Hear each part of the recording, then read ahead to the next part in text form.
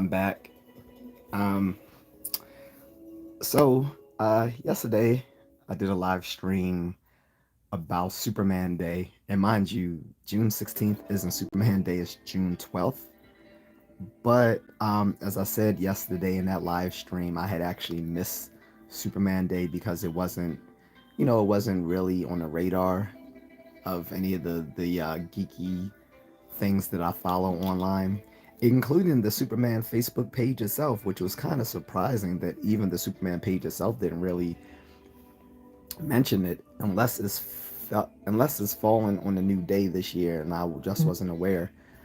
But otherwise, I think it is known to be on June 12th, according to DC Comics.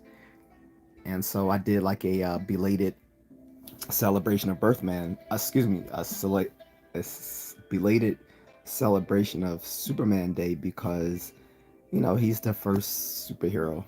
So and I like Superman. He's one of my favorites. He's not the favorite, but he's one of my favorites.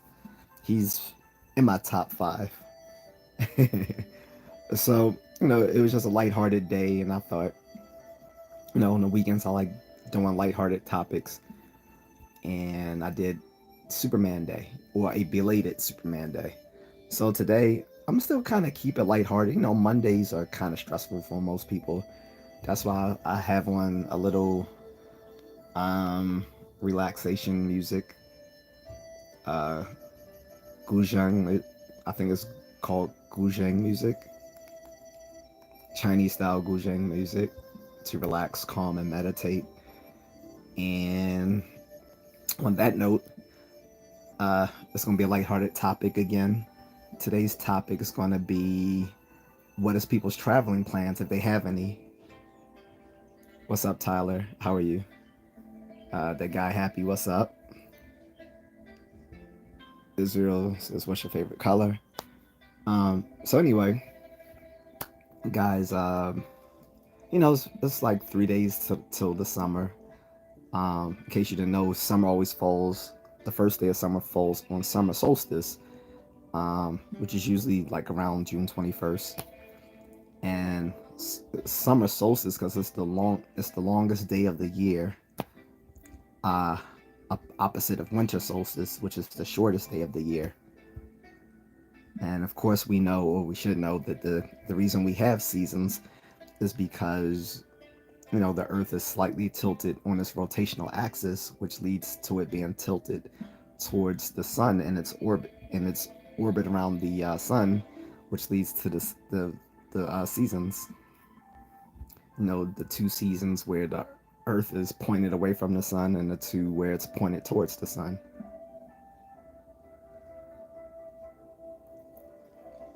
Yeah, that Iran shit gotta go. You're not shouting out some terrorist country in my chat room. Nah, you're talking to a vet. You're not shouting out some terrorist country in my chat room. Sorry.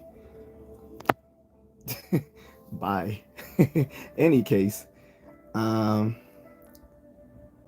says, I'm cool, happy late Father's Day. I'm not a father, but I appreciate the sentiment. Defineful says, some people celebrate New Year's in spring. Well, that's a different holiday. The new year, as we have it on the Gregorian calendar that most of the world goes by, and from which we pull astronomical data to make it more accurate, starts on January 1st. Given January 1st is an arbitrary date to celebrate New Year's, the Gregorian calendar is more accurate than more of the traditional calendars out there that other ethnic groups celebrate, because our modern day Gregorian calendar is backed by astronomical data to make it more accurate. So anyway, like I said, today's topic, and we're not going to divert from it. Like I said last week, we will not divert from my topics. Anyone who wants to divert from the topic can drop a Cash App. Otherwise, I'm not going to even respond to your comment. So that was the last one I was going to respond to that has nothing to do with the comment. But yeah, today's topic is travel plans. Like I said, we it's about 3 more days until the official start of summer. The unofficial start of summer is usually right after usually like right after but I guess Memorial Day or whatever, right? So usually right after Memorial Day is the unofficial start of the summer. But the official, like according to our calendar, start of the summer is summer solstice, which is in 3 days. And a lot of people save up those that PTO, those that paid time off, that those 2 weeks paid leave or whatever, and use it to go on vacations, by themselves, with their family, with a significant other, or with friends. Um, and there's even travel groups online that you can meet up with and go hang out and do stuff. So just wondering what are people's travel plans? I definitely have some on my mind as well. I won't say exactly when I'm going, but I don't have any problem talking about what countries I plan on visiting sooner or later. And Dossie says hi, bro. What's up, Amin?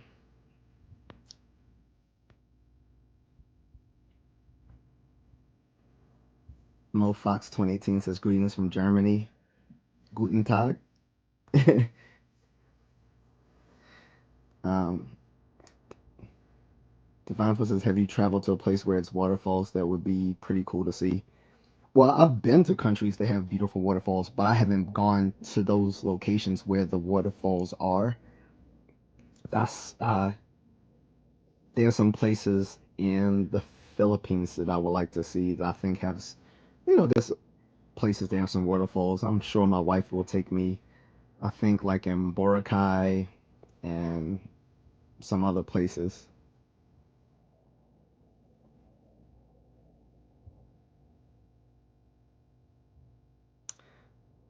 Emilio Mejia Morales says, hola, Tijuana. Hola, Emilio. ¿Qué pasó? Tyler says, would you ever go to Alaska? Oh yeah, definitely. Um, Alaska seems cool. I mean, you'd be surprised. A lot of Army vets actually end up like usually the ones who had their permanent duty station is in Alaska. A lot of them end up living out there because they love it. Plus, a lot of people don't know, but people in Alaska get like a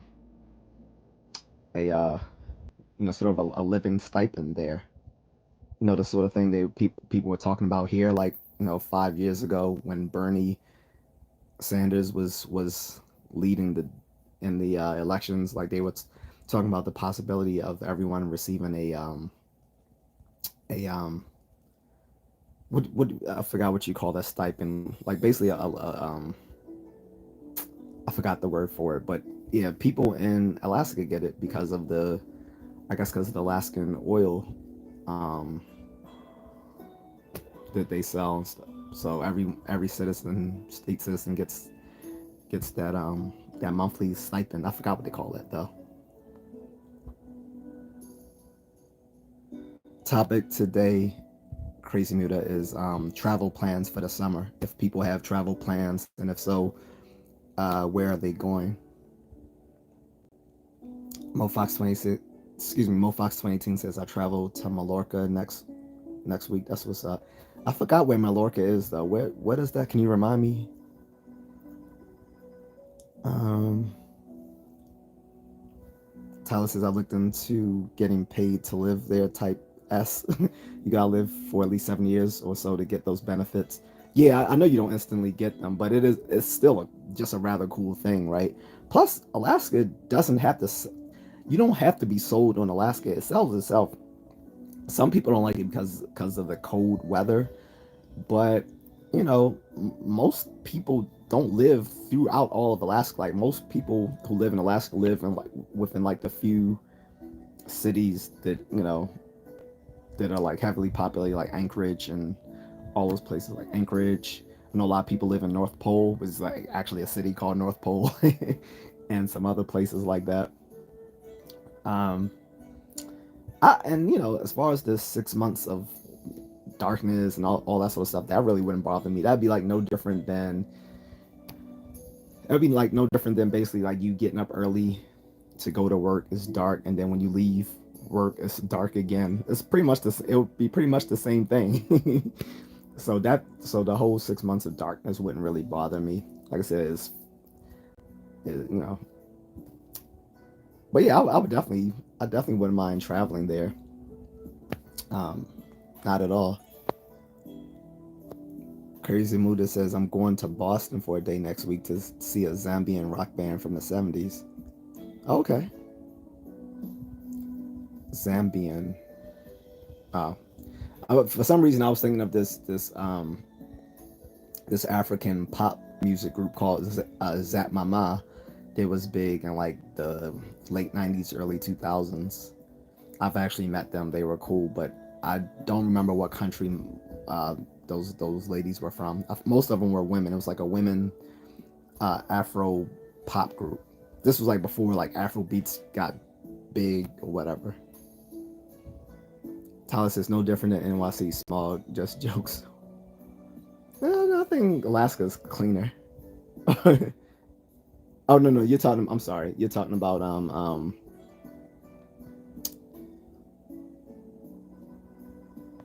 Well, I don't know which part of Alaska you're talking about, but yeah. Uh, so I assume it's different if you were stationed there.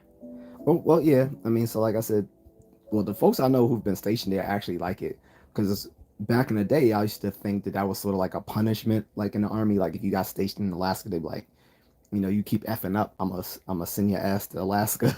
So it was sort of that. It was sort of like that. Like most people saw it as like, ugh, I don't want to be in Alaska.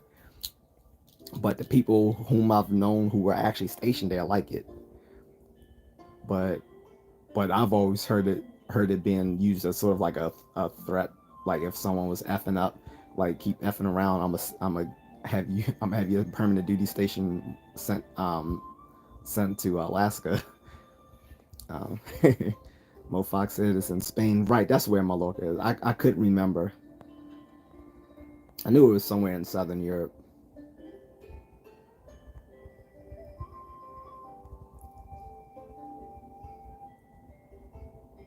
So I can't remember where they're from, but one of the cassettes from back then, from the 70s. Yeah, I don't know anything, like, I don't know very much music from the 70s. Tassi, I was talking 6 months of darkness. Yeah. I mean, for some people that could be gloomy. For me, like I said, it doesn't matter because, like, for like most working adults throughout like the fall and the winter, most of the time, by the time you leave out in the morning, it's still dark, and by the time you come home from work, it's dark. So it's almost no difference. Like unless you're unless you get to work where you get to go outside. But if you're like most people who work within like an office building of some sort, you spend the majority of your day inside. So from the time from the time where it's actually daylight outside, you're probably inside all day, unless you go out for lunch or whatever. But aside from that, it would be pretty much no different than living in Alaska, where it's like 6 months of darkness, where during your commute it was going to be dark anyway. So, Define says, have you been to the Bahamas? No, not yet.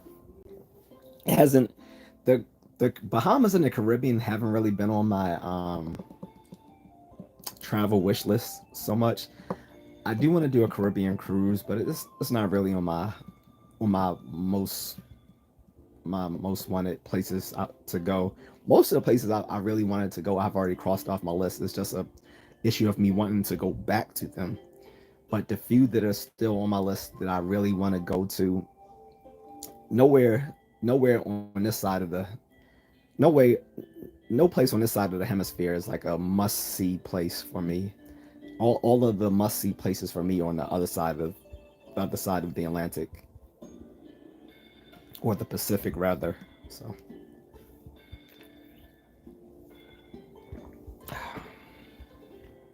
but I wouldn't mind doing it. Like I would like to do a Caribbean cruise. Like I asked my wife if she wanted to go to the Caribbean. Originally she was like, nah. She's like, but she thought I was talking about the beaches. I was like, I'm not really a beach person, you know that. She was like, oh. She's like, well, okay. I was thinking, we could do a Caribbean cruise, and then I said on the cruise, I said, they let you, come off onto the islands while you're on a cruise. And she was like, yeah, she said she would like that. So that's something I like to do. I remember my mother asked me once before if I like to do that, but I didn't really want to go on a Caribbean cruise with my mom. So, um, Crazy Muda says, I just looked it up. They were Belgian. Oh, okay. CJ Johnson says, did it hurt when they installed the power core into your chest? Funny. Premier improvements. Hey man, have you been to Ireland or England? Not yet. Um, so I do want to go back to Europe. The only place I've been was Germany, and was supposed to hit the Netherlands, and we missed that just because my NCO, my commanding officer at the time, didn't want us going, didn't want us driving up to the Netherlands because he thought we would get in trouble. Which, I mean, couldn't get into any more trouble in the Netherlands than you can get into Germany. So, but in anyway, the last time I was in Europe was when I was still in the service. So I want to go back now, as a civilian, and like take the train across the continent. Like starting from Germany and like just travel like to like France and some other places. And I don't know if there's some sort of commuter.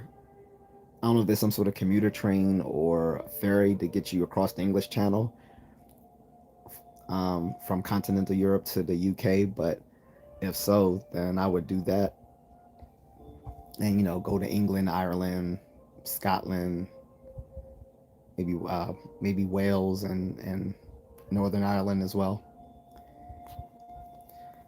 Tyler says just it was just a bad joke, to be honest. Tyler's hmm.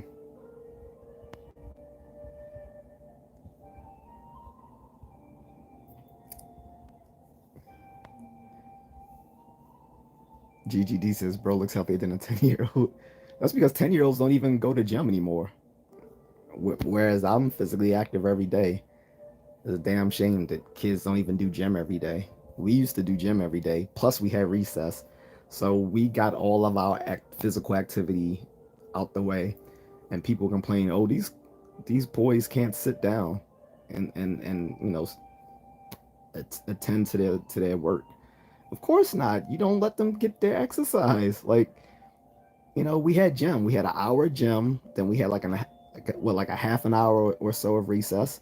Between gym and recess, you know, when you were in elementary school, you got to get your friskiness out. So no wonder. I mean, kids suck down at studies, particularly boys, because boys are by nature like very physically active. They're supposed to be. I mean, we evolved to be that way. Um, so yeah, a lot of these boys are like overweight and depressed. Sad. My hack is running 10 kilometers a day. January Witch also says greetings from Germany. Guten Tag, January Witch. Crazy Muda says I went on a Bahamas cruise last year. It's beautiful, but I wouldn't take a whole trip there. It's so tourist oriented. Personally, I'd rather visit somewhere less touristy. True. I mean, but honestly, I think anywhere in the Caribbean or the Bahamas is going to be touristy, just because most, let's be brutally honest, most of those countries are tourist. Most of those countries have a tourist economy. Like if it wasn't for continuous barrage of tourists coming to those countries, like they would just be like third world nations, right? They All those places are pretty much third world nations within the Bahamas and the Caribbean. So I don't know. I guess you just have to accept it. Now, there are less touristy island nations within the Caribbean than others. Bahamas being one of the most touristy, right? But I don't know. Maybe if people want to go to somewhere like Dominica, that might be less touristy, or Grenada. I don't know. Maybe some of those countries like some of those countries are less touristy than like Jamaica, Trinidad, the Bahamas, the U.S. Virgin Islands, stuff like that. Puerto Rico, Dominican Republic, Haiti. Well, Haiti isn't really touristy anymore, but I, you know, I wouldn't advise going there while they're in the midst of a civil war. I don't care how much people say, oh well, the outside of people keep saying, well, outside of the capital is safe. No, it's not. If the capital itself is in ruins, why go to the rest of the country? Who's going to ensure your protection and security? But I mean, I would do it just because I haven't done it before. But like, I would stick to the cruise, but I wouldn't stick to just a strictly within the Bahamas. Like, I would like to, like, I don't know, one of those Caribbean cruises that goes like that, maybe just circles the West Indies or whatever. I don't know. I haven't really chosen. Maybe like one of the Disney cruises. My only fret of it, why I originally didn't want to do a cruise, was that I thought it would only be like old, like old elderly people on there. Like, I was thinking it's gonna look like the movie Cocoon on the cruise, and then if something goes awry, then all these old people are gonna be like in a bad way. J.A.C says hello, what's up? January, which says you can take the Eurostar train from Brussels to London. Okay, thank you. Because I knew there had some. I knew there had to be some sort of commuter train that went from the continent to the UK. Thanks. Cause I was hoping I didn't have to like take a ferry across the channel to get there. So that's cool. Yeah, I would definitely do that. Like if and when I do go back to Europe, I'll probably start out from Germany, and then from there just take like a train all the way in, like going into like France. I also want to hit Netherlands first. Probably just take rent a car or something and get to the Netherlands, then go to France, and then from France go on over to the UK. Premier Improvement says, I'm heading off. God bless you and your family. Thank you, Premier Improvements. Crazy Muda says, kids addicted to foods with no nutritional content a lot more now too. Exactly. That's why I made a joke 2 years ago on my personal Facebook page, which got a lot of people upset because I said, and again, I was just being facetious, but the fact that a lot of people in my friend list had something snarky to say showed that I kind of you know said something that they were doing, because I basically made a little I, I wrote a little thing that said, parents who feed their kids flaming hot Cheetos. No, what I said, the kids whose parents feed them flaming hot Cheetos won't be going to college. And most people laugh, but then people was like, ha ha ha. But what about the adults who eat flaming hot Cheetos? I was like, you're missing the point. I was like, we're talking about the kids, not adults. And I was like, it points to the fact that those sort of parents who would do that sort of thing aren't good parents. That was the point of the joke. Then people's like, yeah, well, that's funny coming from someone who doesn't even have kids. I was like, yeah, but you're also talking to someone who has a background in behavioral science, so I know what I'm talking about. But then it got to the point where, I mean, it came out last year that a lot of these kids who are eating flaming hot Cheetos, like some of their parents let them eat it regularly, and these kids are unhealthy. A lot of them are going to the ER. They found that a lot of them are suffering from gastritis, and some of them even develop stomach ulcers from it. But some of them going to ER because there's harmful substances in the flaming hot Cheetos. And I was like, well, yeah, no shit, because it's not like flaming hot Cheetos is something that's grown on the farm. So it's pretty obvious. So yeah, a lot of these parents don't even feed their kids things that are nutritional. So that's true. You have a lack of nutrition plus a lack of daily physical activity, and neglectful parents, and that's a pretty volatile mix. And that's why some of these kids, I mean, look at some of these teenage girls. They look beat up. Like when I was a teenager, girls were not wearing wigs. It's like these girls like in their teenage years and early 20s are already wearing wigs. I'm like, when I was a kid, the only people wearing wigs were like middle-aged and old women. So I don't know. And some of these dudes look like they've been smoking Marlboros for the last 10 years of their life. Anyway, GJC says thoughts on Russian ships in Cuba. Canada has a ship there too now. I don't have any thoughts on it. I haven't even heard of it, to be honest. I mean, Cuba is still nominally a communist country, but I don't know. It's run, by what's his name's brother, who still runs the country. By the way, so are you guys digging the Chinese style music? This uh, Guzheng music. I think I'm saying that right. Guzheng or Guzheng music. It's supposed to be like relaxing. Cause whenever I do these, I like to have like the little soothing music in the background, cause it might help soothe some of the oncoming trolls.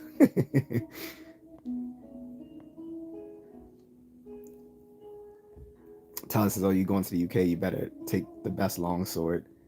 Well, I do have a katana. I don't know if that counts. I know I would look kind of off if I brought a katana with me, but I would kind of look off if I had a longsword as well. But no, I was saying I wouldn't mind going to the UK, but it's not on my immediate travel plans. I do want to go to Europe. Like Germany is on my immediate travel plans, but not the UK especially. Just going to Germany and then the Netherlands and France. To me, the UK is just a more posh version of Boston, so it's not something I'm really into. It's like going to the UK to me would just be like going to the United States with extra steps. CJ says, "What's your college degree in?" My first degree is psychology. My second degree is philosophy, and then I did a third major in linguistics. I didn't finish the degree, but I did a third major. Um, Although I have been tempted to maybe just go back and finish the few remaining credits for that undergrad major to make it a degree as well.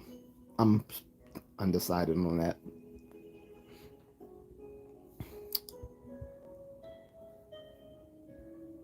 Juice World, I don't remember who.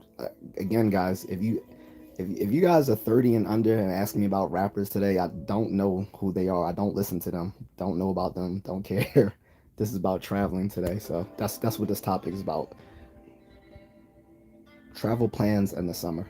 What was that? Oh.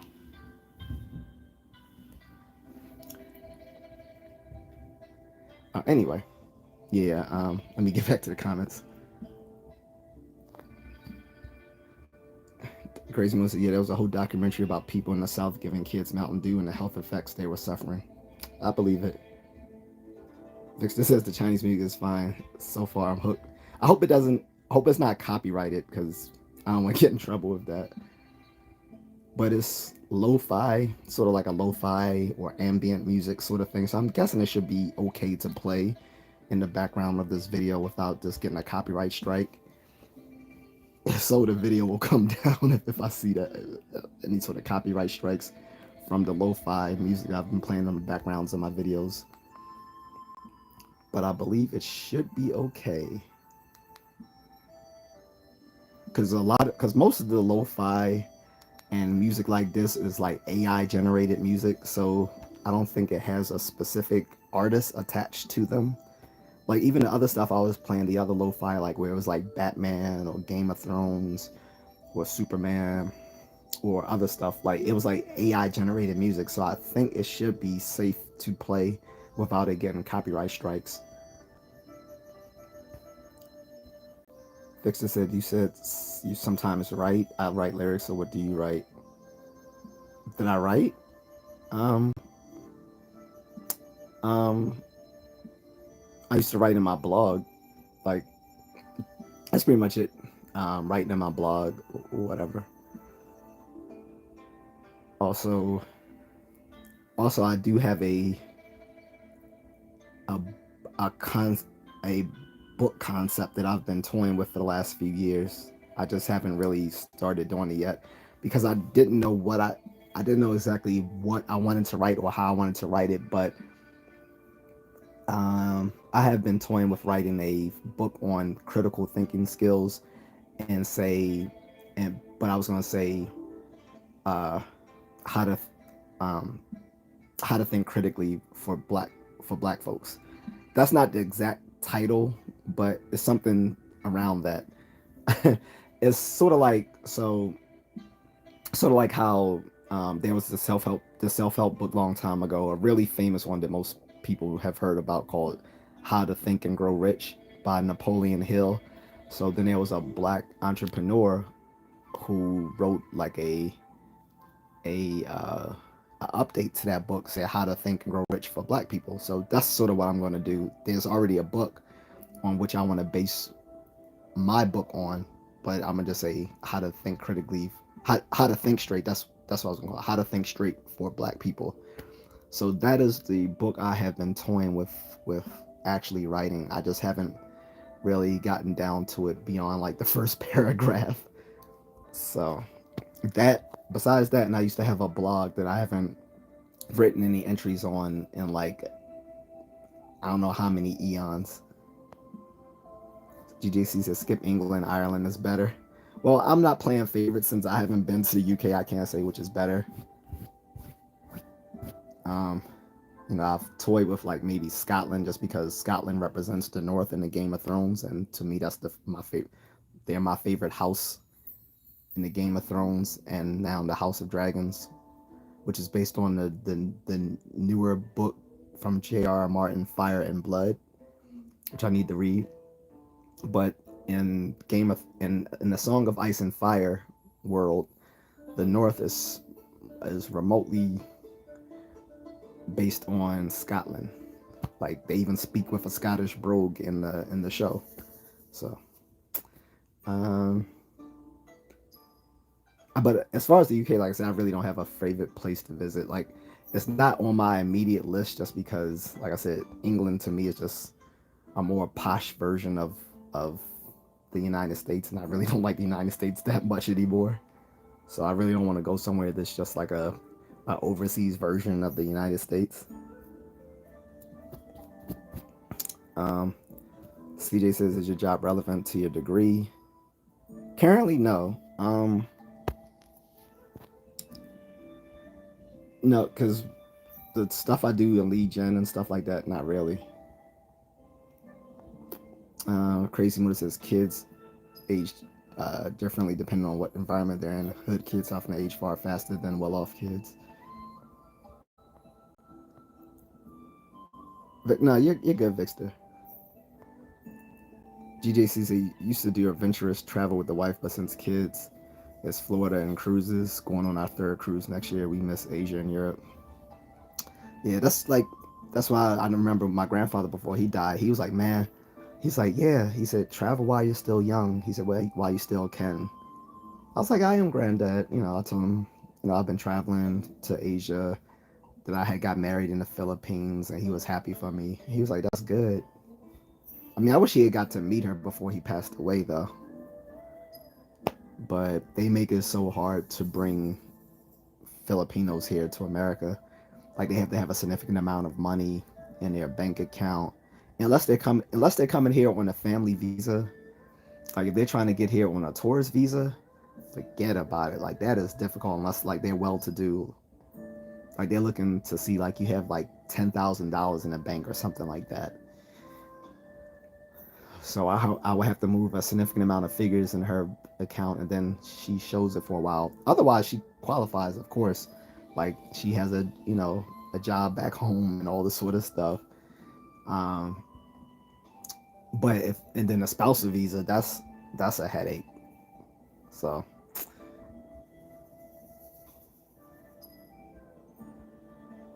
user unknown says blog. Come on, gang. There's still blogs going on. Most of the things you read nowadays, which you think uh, are news sites, are just glorified blogs.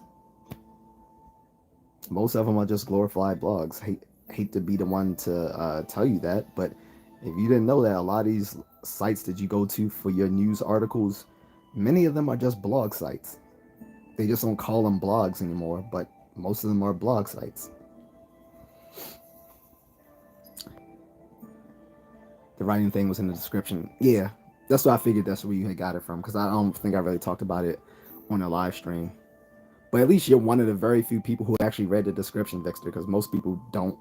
So,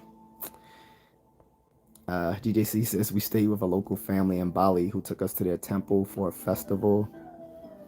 I was star there being the only white guy. They were the kindest people and had so little. Yeah, Balinese people are really cool. The women are beautiful. Um, the people are really polite. We stayed at a homestay while we were there. We did that. We went to Bali for our wedding anniversary. We stayed there for 7 days, I believe, and we stayed at a homestay that whole time. And they was like, "Oh, They was like, "You're the longest we've had someone at the homestay," because mostly a lot of people will go to these homestays for like 1 or 2 days and then jump to another place because they'll go to a different part of the island or they'll go to a different part of Indonesia. So I think at the time we were the longest staying folks there. My mom had even came there for a few days with us. She left early and went back to the Philippines and finished out her vacation there. Meanwhile, we stayed the whole 7 days in Bali. The homestay was really cool. Like we had this whole loft to ourselves. Uh, they fixed us like a home cooked breakfast every day. Um, the Balinese coffee is off the hook. We brought like some back with us. Um, and there's even a coffee plantation you can go to. We missed that last time we was there, so next time we go there, we want to get to that coffee plantation because we were trying to pack so much within that 7 days. We did go to the Fire Temple Festival. We did that when it was like cha cha cha cha cha cha cha cha. That was cool. The only thing that messed up, it was like some white family. I think they were from Europe or somewhere, but the guy kept kicking the back of my chair. And at first, I thought it was just like he didn't realize what he was doing. But I asked him, would he mind not kicking my chair? And then he kept doing it anyway. And I was getting heated. And my wife's like, "Calm down, calm down." I was like, "I'm gonna beat the shit out of this dude in this country." I was like, "We're not in America." I was like, "Ain't no KKK here. I will fuck him up." And she's like, "Calm down."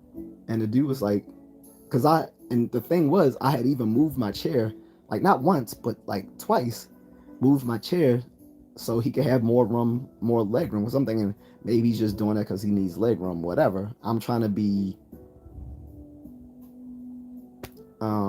nice about it. But then after I moved my chair twice and asked him, can he not kick my chair? He's still kicking it. I was like, "Look, stop kicking my effing chair." I said, "You're gonna make the Baltimore come out of me." I said, "I don't know where you're from, but you don't want to know where I'm from, because I will." Yeah.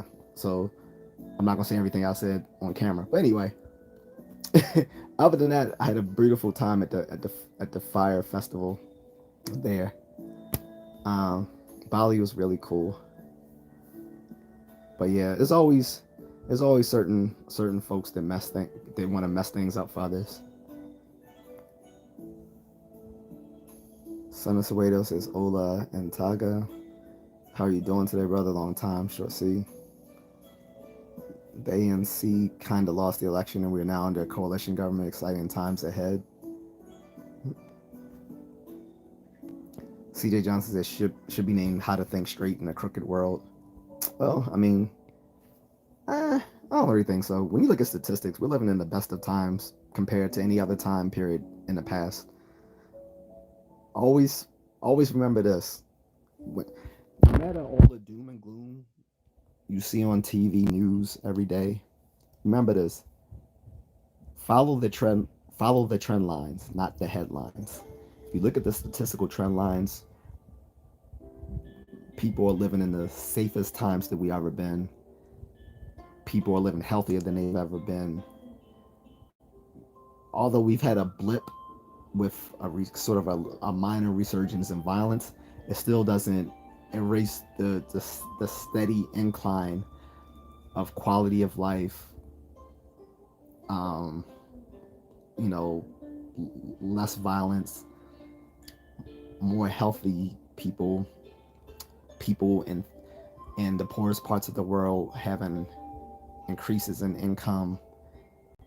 All these statistical trend lines have been steadily going up um, in the past, I guess, past hundreds and the past couple of centuries. Like, if you just look at things from a local level, it can seem all doom and gloom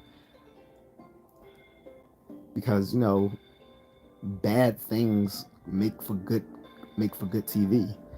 No, it wouldn't be newsworthy to say like you watch the primetime news today at 7 p.m. and it says, and in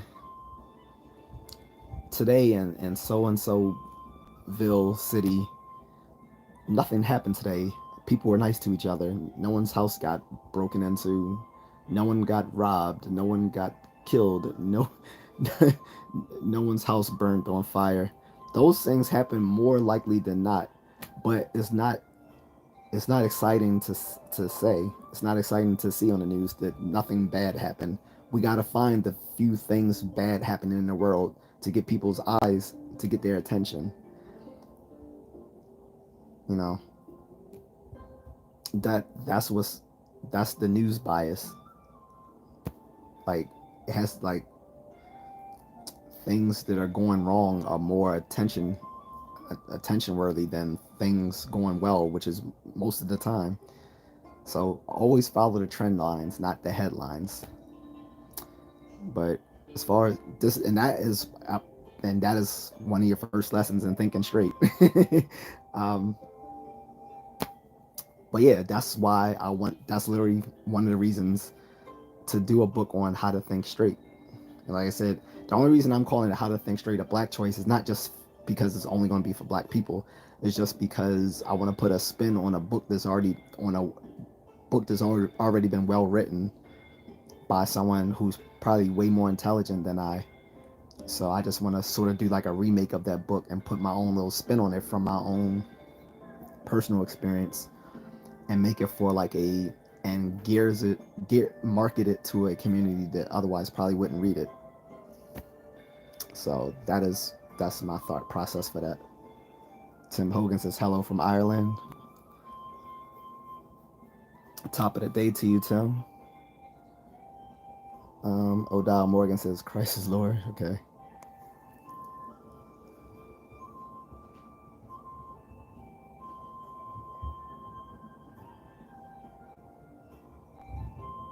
The oldest diss track, I don't know.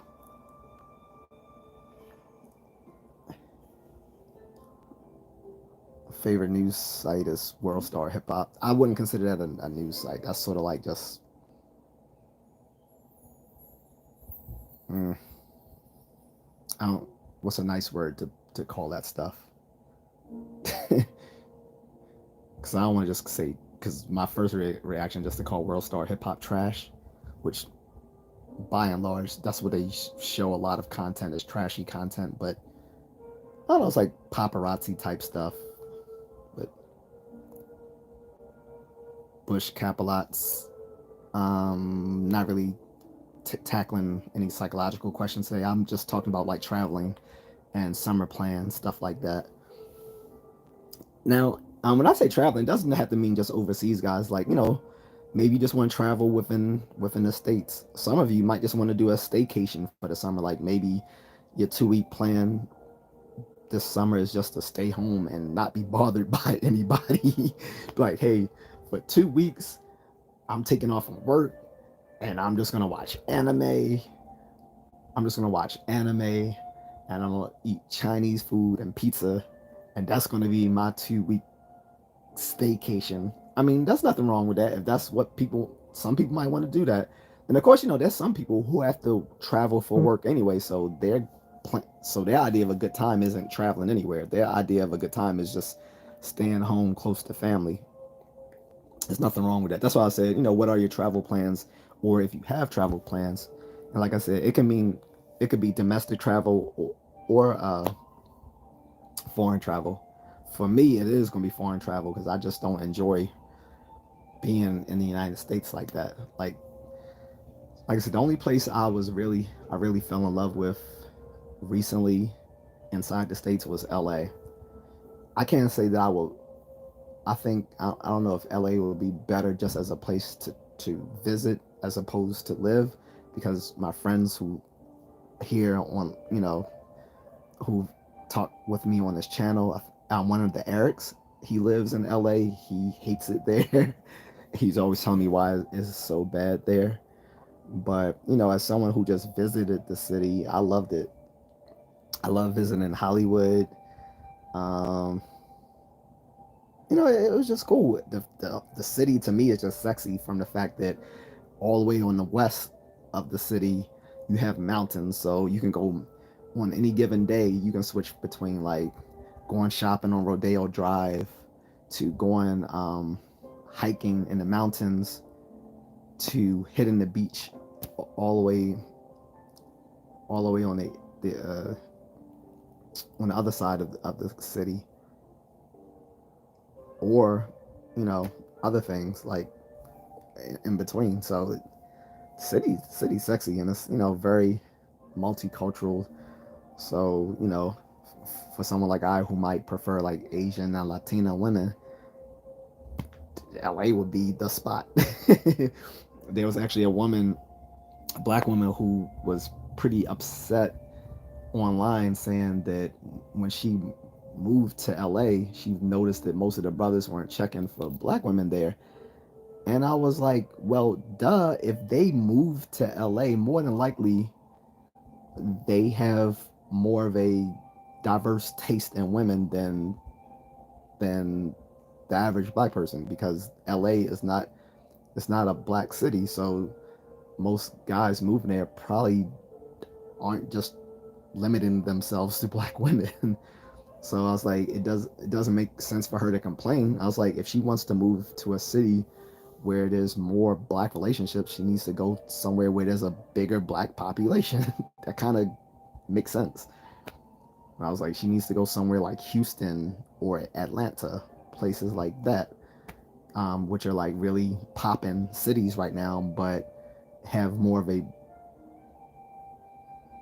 general black population, whereas LA is not. The majority in LA, there's really no majority population in LA. I think the largest is like 28% is like white. The next percentage is Latina. I mean, excuse me, Latino and Hispanic. Um, and then after that, it's like Asian or whatever, and then black is like one of the smallest like ethnic populations there. So it doesn't make sense to complain about that if you're not, if that's not the majority of the population. Go to a quote unquote black city, right? Houston, Atlanta, and a bunch of other places I could think of. Of course, the thing is, a lot of us flee from those black cities because a lot of them suck. Like, not Houston and Atlanta, but places like Detroit and Baltimore and Philly and Newark and other places like that. Most of those cities suck for both political and social reasons that I don't want to get into. But in any case, some people might want to travel domestically. Like I said, if I were to travel right now just within the states, I have been toying with the ideas of going to the so-called flyover states. The places that most people don't think about when they think about vacation, unless they already live somewhere in that area in the West Coast or maybe the Midwest,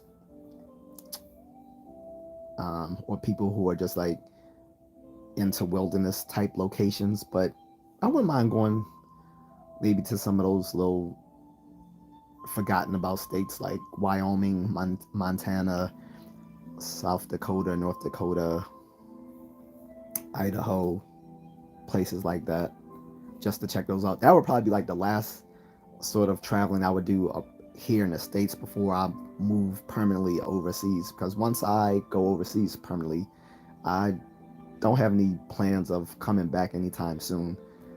So if it's like domestic travel, I want to go to all the little so-called flyover states, and go to like the little mom and pop restaurants and stuff like that. Check out some of the local sites. Definitely hit a Native American reservation. J.A.C said I went to the coffee plantation where they make Kopi Luwak cat poop coffee, very expensive in the West. Yeah, I heard about that, but I didn't think that was in Bali. I thought that was in the other Indonesian island. Not, I don't know if it was Java. I think either Java or one of those islands had the Kopi Luwak. But the one I know about in Bali, I didn't think was that type. Crazy Muda says, remember seeing a news report about an Australian kid who traveled to Bali all by himself with his mom's credit card. He was drinking beer, driving scooters. It took the credit company 4 days to tell them. Shame. January wishes, what are your thoughts on biohacking? I don't exactly know what that means when you talk about biohacking, because it sounds like a video game. Yeah, can you be a little bit more specific?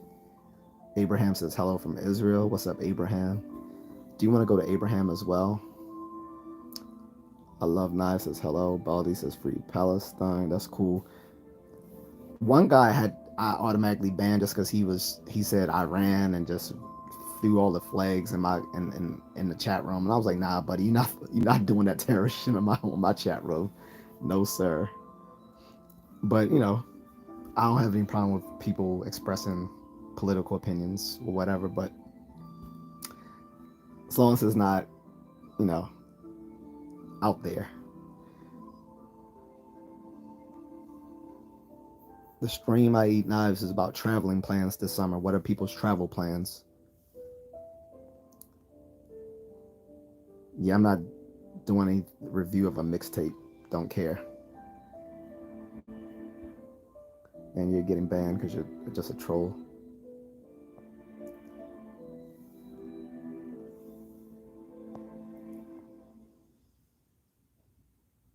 I don't mind if some people do some promotions within reason.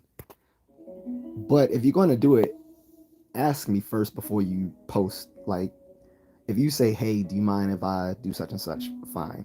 I probably won't care because you at least asked me and was respectful. But if you just decide you're going to post shit in my chat without even saying anything, I'm just going to ban you like I did that fool.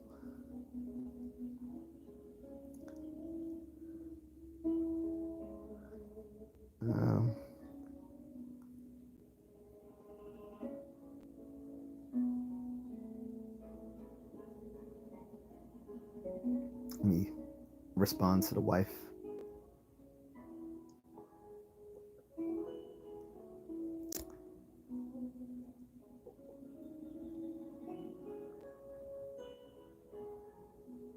Anyway, very silly just as it was going on. I'm doing well. So like I said, one of my things on my plan, not this summer though, is that I do want to return to Europe, but that's not on my immediate plans. My immediate plans is going back to Asia, like Hong Kong is on the list. Hong Kong is on the immediate list. Won't say when and where just because I don't put my travel plans online for everyone to see. That's not very operationally secure. So I don't do that. I would never like tell people where I'm going until after I've already been there. Gotta know how to make moves. But also Uzbekistan, because I have a friend living in Uzbekistan. He invited me to come out there with he and his wife, and for me and my wife to come out there, and he will host me at his place. He works for the government, so that's why he's out there. He told me it's actually pretty nice. The culture is interesting. He said it's sort of like a blend of he said like the people uh, ethnically the people resemble Chinese people, but culturally they're Russian and religiously they're Muslim. So I was like, that's pretty interesting. Like the majority of them are Muslim. Ethnically, they're like Chinese or East Asian, and politically, like they're Russian because I think they speak Russian or some dialect of Russian in Uzbekistan. So I do want to go there. It would be the first country I went to that doesn't have a McDonald's because there has been a law like sort of like restricting the flow of American fast food franchises there. But he told me they do allow Wendy's and I believe KFC. But I know he said they do have a Wendy's, but that's not a McDonald's. So that's always a red flag to me. Any country that doesn't have a McDonald's, because most countries that are worth visiting have a McDonald's. So this would be the very first country I visit that doesn't allow McDonald's in their country. J.A.C says I would love to hit the Polynesian islands, Samoa, Tonga, etc. Get a traditional tattoo there. You should. Plus, American Samoa, you don't even need a passport to get to.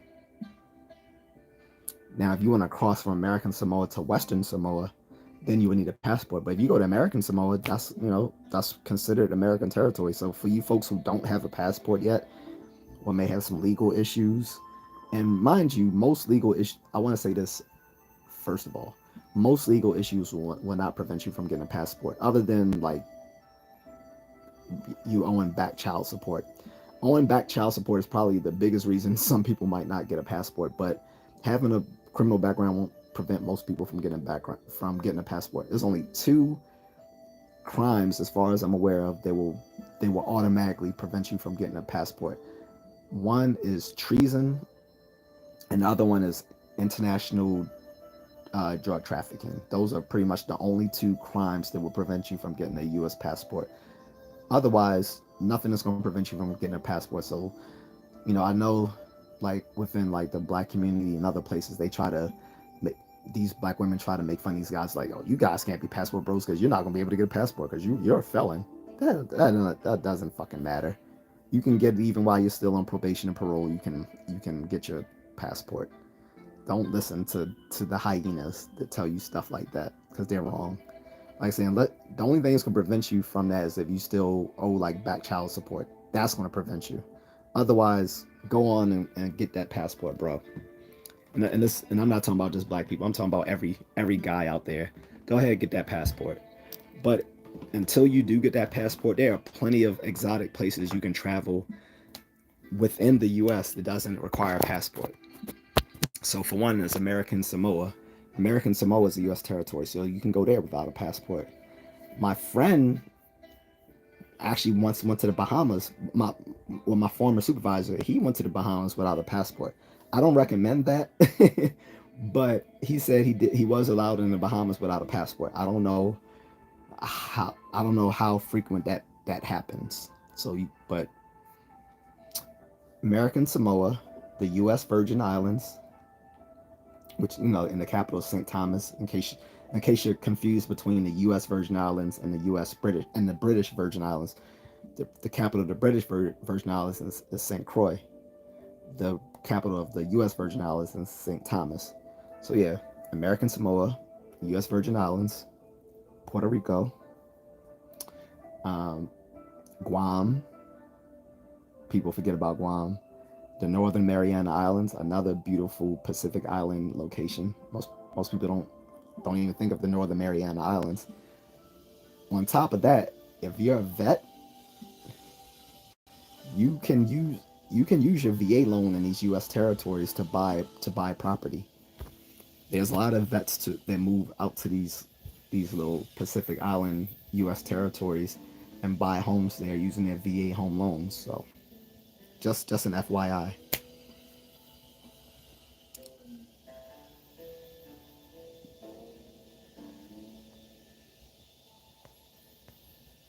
January, which is biohacking, is medical and scientific research on prolonging human life. Like living longer and staying mentally and physically healthy. Well, I don't really have any opinion on that today since I'm gonna just stick to talking about traveling plans for the summer. But maybe on another day we can talk about that. But thank you for telling me what that meant because I see it a lot, but sometimes seeing it discussed by people who aren't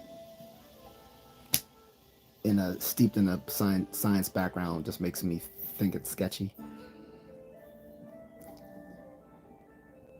Crazy Moon says, "Have you ever been warned about AIDS from mosquitoes while traveling? When I was a kid, my uncle got it from a mosquito while visiting Amsterdam and died." I hate to say this, but I think that's a lie. I think he got AIDS all the free from all the legal prostitution in Amsterdam. Mos- they don't Mosquitoes aren't known to carry enough saliva to infect you with AIDS. That's sort of been like a I think that's been debunked a long time ago. He probably got it from all the prostitutes he was fucking in Amsterdam. Because everyone knows that you only go to Amsterdam for two things: weed and prostitutes. So I think that was just the saving grace within your family to avoid the embarrassment of acknowledging that he probably got infected from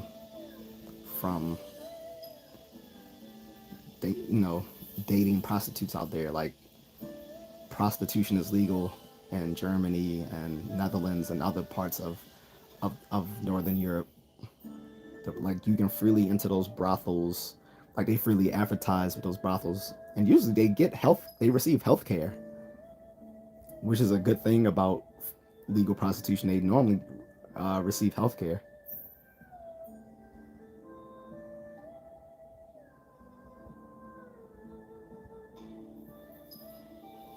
But yeah, there's no evidence that mosquitoes can transmit HIV, so that was a lie.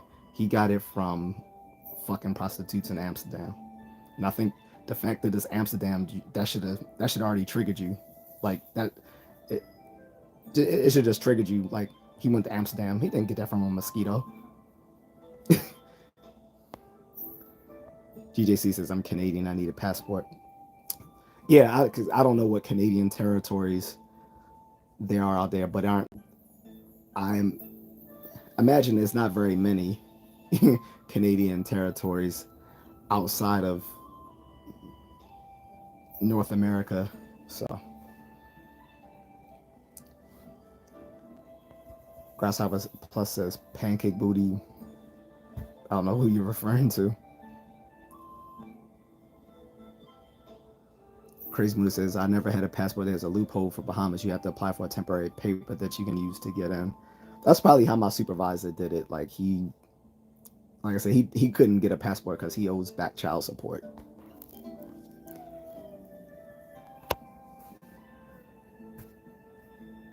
Guys, again, if y'all asking questions that have anything to do outside of traveling or your summer plans, I'm not answering them. Stick with the subject, please. Or if you have a burning question to ask me that has nothing to do with traveling this summer, drop a cash app. That's the only way I'm answering questions that are irrelevant to the topic.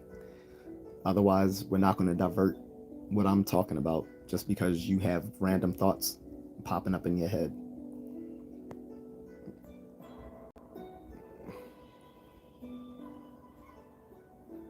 Yeah, they might have told you that, Crazy Muda, because like I said, there's no that was a myth, a long-standing urban legend that mosquito causes AIDS, and that's been debunked a long time ago.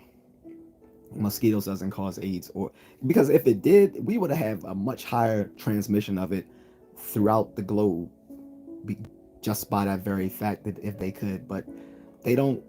Yeah, they don't do that. He went to Amsterdam, which is known for all its brothels, and that's where he got AIDS. So, no problem, Rising G.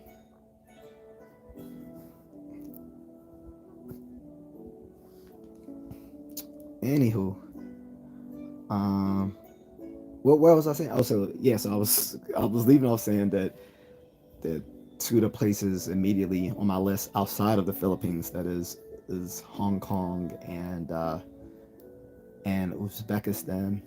And I was saying Uzbekistan would be the very first country I visited that doesn't have a McDonald's. So that's going to be a new thing for me because everywhere I visited has a McDonald's, and um, I usually go to the McDonald's every country I go to just because I like seeing the differences in the menus. Like Japanese McDonald's is off the chains, all the different stuff they have on their menu in Japan. They have some really cool stuff on their menus. A lot of stuff I won't eat because I don't eat seafood, but for folks who eat seafood, you'll probably love the McDonald's menu in Japan. And in the Philippines, I love the McDonald's menu because they have like the fried chicken and the rice and gravy, which is a very Filipino thing to eat. If I have any Filipino friends in the live chat, please announce yourselves so I can give you a shout out. But love McDonald's in the Philippines and everywhere else, Thailand and Indonesia, Malaysia, uh, wherever else I've been. Oh, I don't drink, Tyler. I don't drink or smoke. The only thing I'll drink overseas is coffee. And not drinking overseas actually probably keeps you out of a lot of trouble too, because a lot of these guys go to bars, end up someone spiking their drinks and stuff like that. That's another thing. If you do drink overseas at a bar for which you're not familiar, like you're not going there with like friends who know the place and can vouch for it, don't. If you have to drink only order bottled drinks that haven't been opened. Don't get like an open drink. Don't be that guy. Get bottled drinks, especially for all my friends that love hitting Colombia and the DR. First of all, I would say, like I said this in the YouTube short. For right now, keep for 2024. Don't go there. Let them suffer. Since they want to set people up on Tinder and all them little Colombiana hoes out there want to set brothers up and or whatever. Just don't go. Let them suffer because they have a shit economy. Like, and it's not even a safe place. Like, the only reason it's safe right now is because the Colombian government had a treaty with this terrorist organization that's in Colombia. I can't remember the name of the terrorist organization there, but they and the government their national government had like a standing treaty that kind of fell through last year. So now they're kind of going back at each other again. And Colombia has never just been a sexy place for me to go because I've only seen Colombia as the place in the 80s as being a place with all the narco traffickers. So I've never said, I want to go to Colombia, but now it's like the go-to place for a lot of passport bros. And some of these dudes are morons that go there. Like they go there flashing money. They go to the red light districts and want to date prostitutes. And yes, the women are beautiful because let's be honest, most of the average women overseas will be a 10 here in America. And that's just facts. You go to DR or to Colombia, even the Philippines or someplace like that, the, a lot of the average women there look like nines and tens here in America because our women suck. They're overweight, they're entitled, they got BBLs and their stupid lashes, their little cum catching lashes with the lip injections look like they got hot dogs across their mouth. Like women overseas just look better. But because of that, some of these guys are misguided and led astray by these women who are setting them up. And like I said, don't even go to Colombia. But if you do, or if you go to any underdeveloped nation around the world and you decide you want to go drink or hit the bars, only buy bottled drinks. I don't drink at all, so I'll never have the problem of having my drink spiked and someone take me out to the back and beat me up and rob me. That'll never happen. But I don't drink or smoke, so I don't even have to worry about it. Let me get back to the comments. Sorry.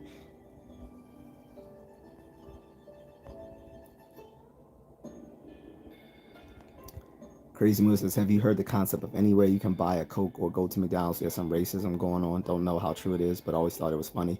Well, here's the fact of the matter, for you guys. Racism exists everywhere. Racism is just a part of human nature.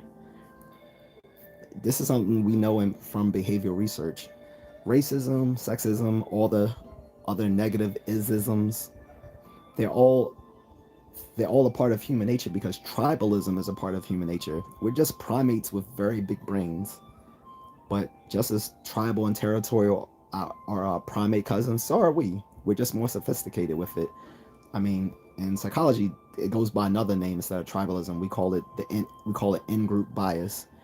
Everyone has an in-group bias towards their own what they have seen as their in-group, whether the in-group is whether their in-group is their racial group, their religious group, their national identity, nowadays sexual orientation, whatever. Like everyone has an in-group bias, and everyone thinks people outside of that in-group are the bad guys, and it leads to this tribalism, which can lead to aggression and violence and so forth. It has nothing to do with how modern or pre-modern some place is.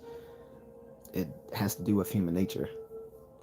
It's unavoidable, and every country usually has a majority, has a ethnic majority and ethnic minorities.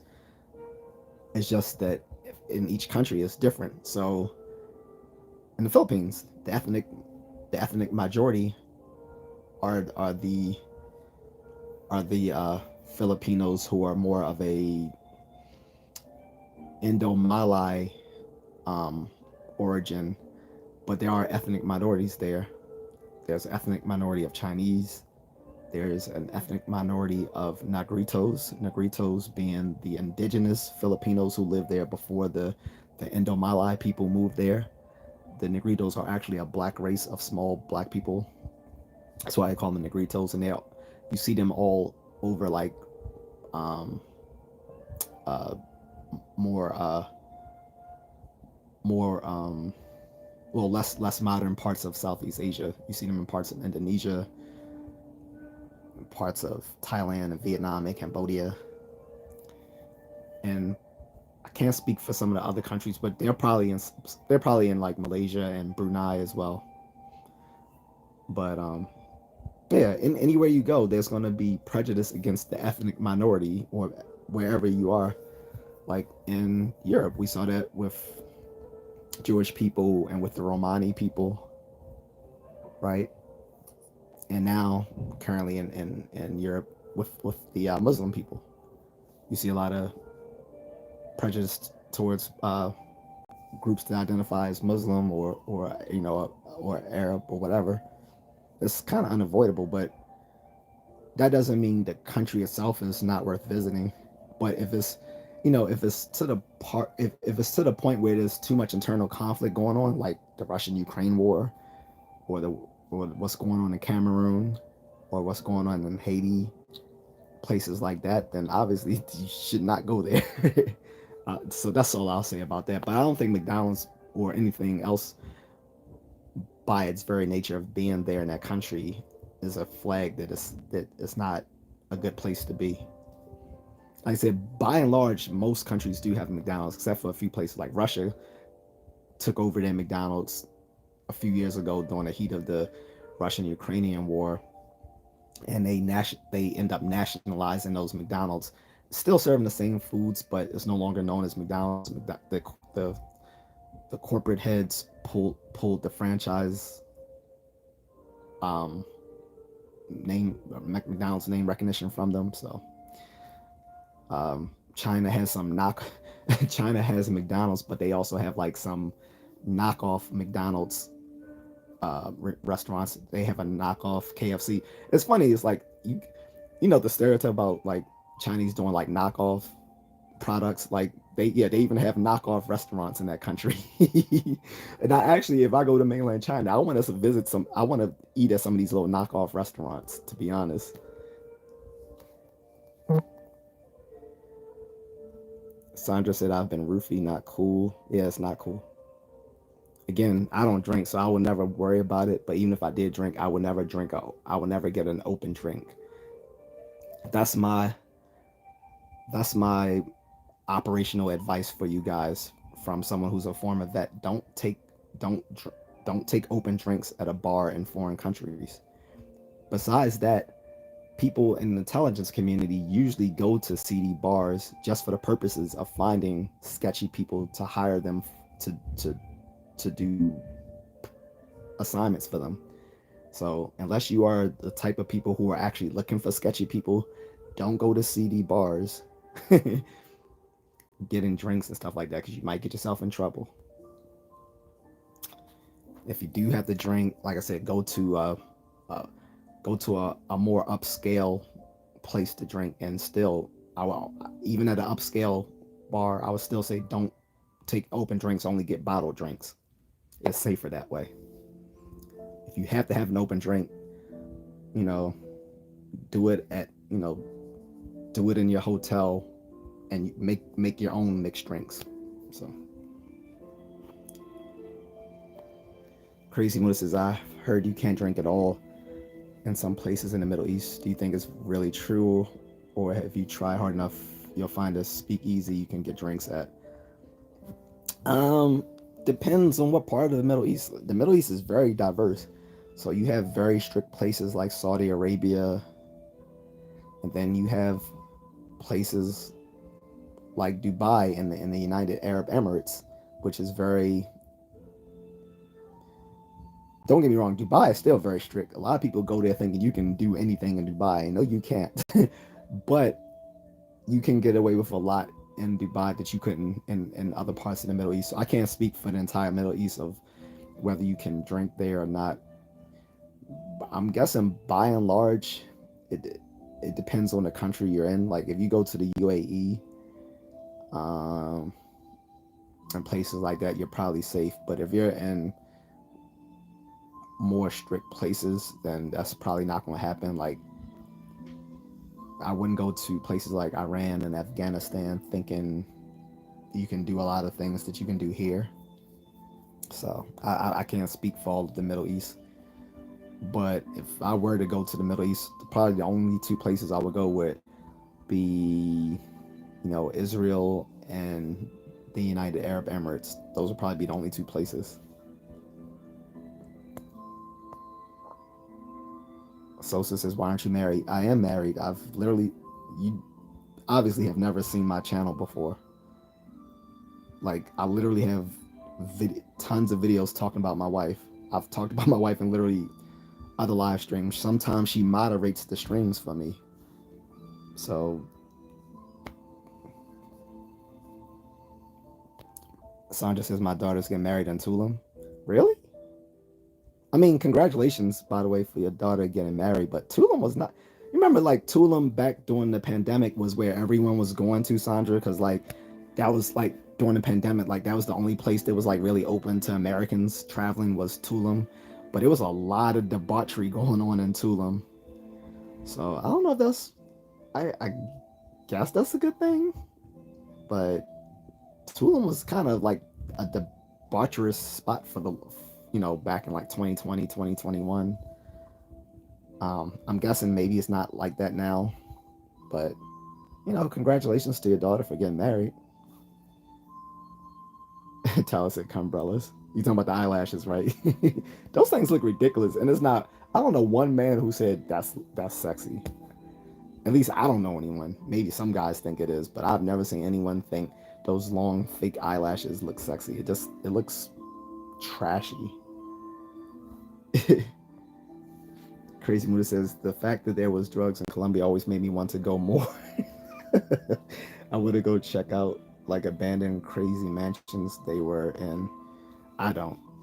Like I said, all my visions. I mean, all my images of Colombia came out of movies from the action flicks from the 80s, and they just all look like all those movies made Colombia look like a hellhole where everyone was armed to the teeth with Uzis and bandanas around their face, and like cocaine just overflowing everywhere. Like I think I had this image of like, all the poor people were like basically working the coca fields, and then the men, the military age men, all working as like the uh the hired help of these narco trafficking lords. And I know that's a very stereotypical image of Colombia, but uh, aside from that, it's just nothing that made me want to say, "Hey, I want to go to Colombia." Like, yeah, I know some beautiful women. I dated one here in America who was from Colombia herself. Like, she was a illegal migrant, her and her mom. But nothing, nothing about dating her made me say, "Hey, I need to go to Colombia."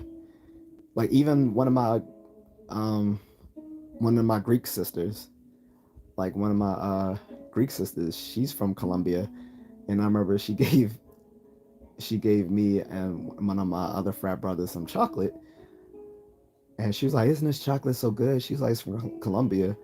She was like, and she was like, "Do you know what it makes it so special?" And my frat brother was like, "I don't know, cocaine." and she hit her. She's like, "No." She's like, "No, it's." She was like, "No, it's just pure chocolate or whatever or something." But yeah, but that's what we were both thinking. I'm glad he said it because I was thinking it. I just didn't say it, but he said it. He was like, "I don't know, cocaine." Like, that's my image of Colombia. There's nothing sexy to me about Colombia. Yes, the women are, but again, there's other Latin American countries I can go to with sexy Latina women.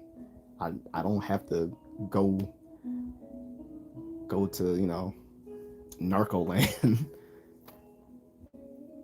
Sandra says Russia's beautiful. Don't listen to the news. Oh, I never said Russia isn't beautiful. I never said that in any of my streams. Actually, if you've seen any of my previous live streams or any of my pre-recorded long videos or YouTube shorts, I've never said Russia isn't beautiful. I no. All I said was that Russia um, nationalized their McDonald's 2 years ago during the Ukraine Russian started the Ukraine Russian war. They nationalized their McDonald's. That's all I said. So I was like, they don't have McDonald's anymore. Maybe after this war has settled, I mean, after this war has concluded, and they start having relations again with with the with the EU and America, they'll probably reopen McDonald's. But right now, they have these nationalized McDonald's, which are no longer known as McDonald's because the corporation themselves pulled the name from them. And I was saying the same thing with Uzbekistan, is they don't have a McDonald's there, but the difference was for them, they don't have a McDonald's because when I was reading about it, they didn't want a lot of these Western fast food companies starting franchises there in Uzbekistan, but they did make a few exemptions. Like I said, Wendy's is there, and I think either Burger King or KFC is also there.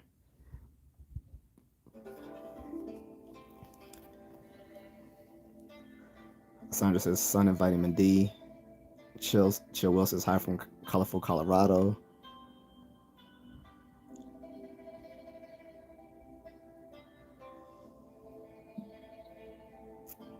Crazy Muda says my friend was roofied in Mexico and he wishes he was robbed. Damn.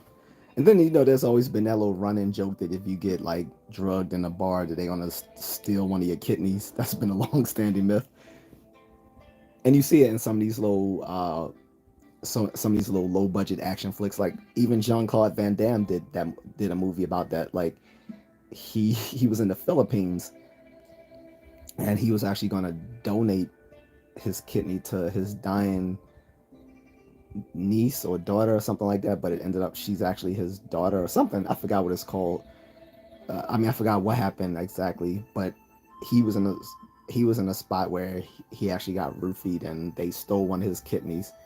And there's been like a bunch of other movies like that, right? But um, the fact of the matter is,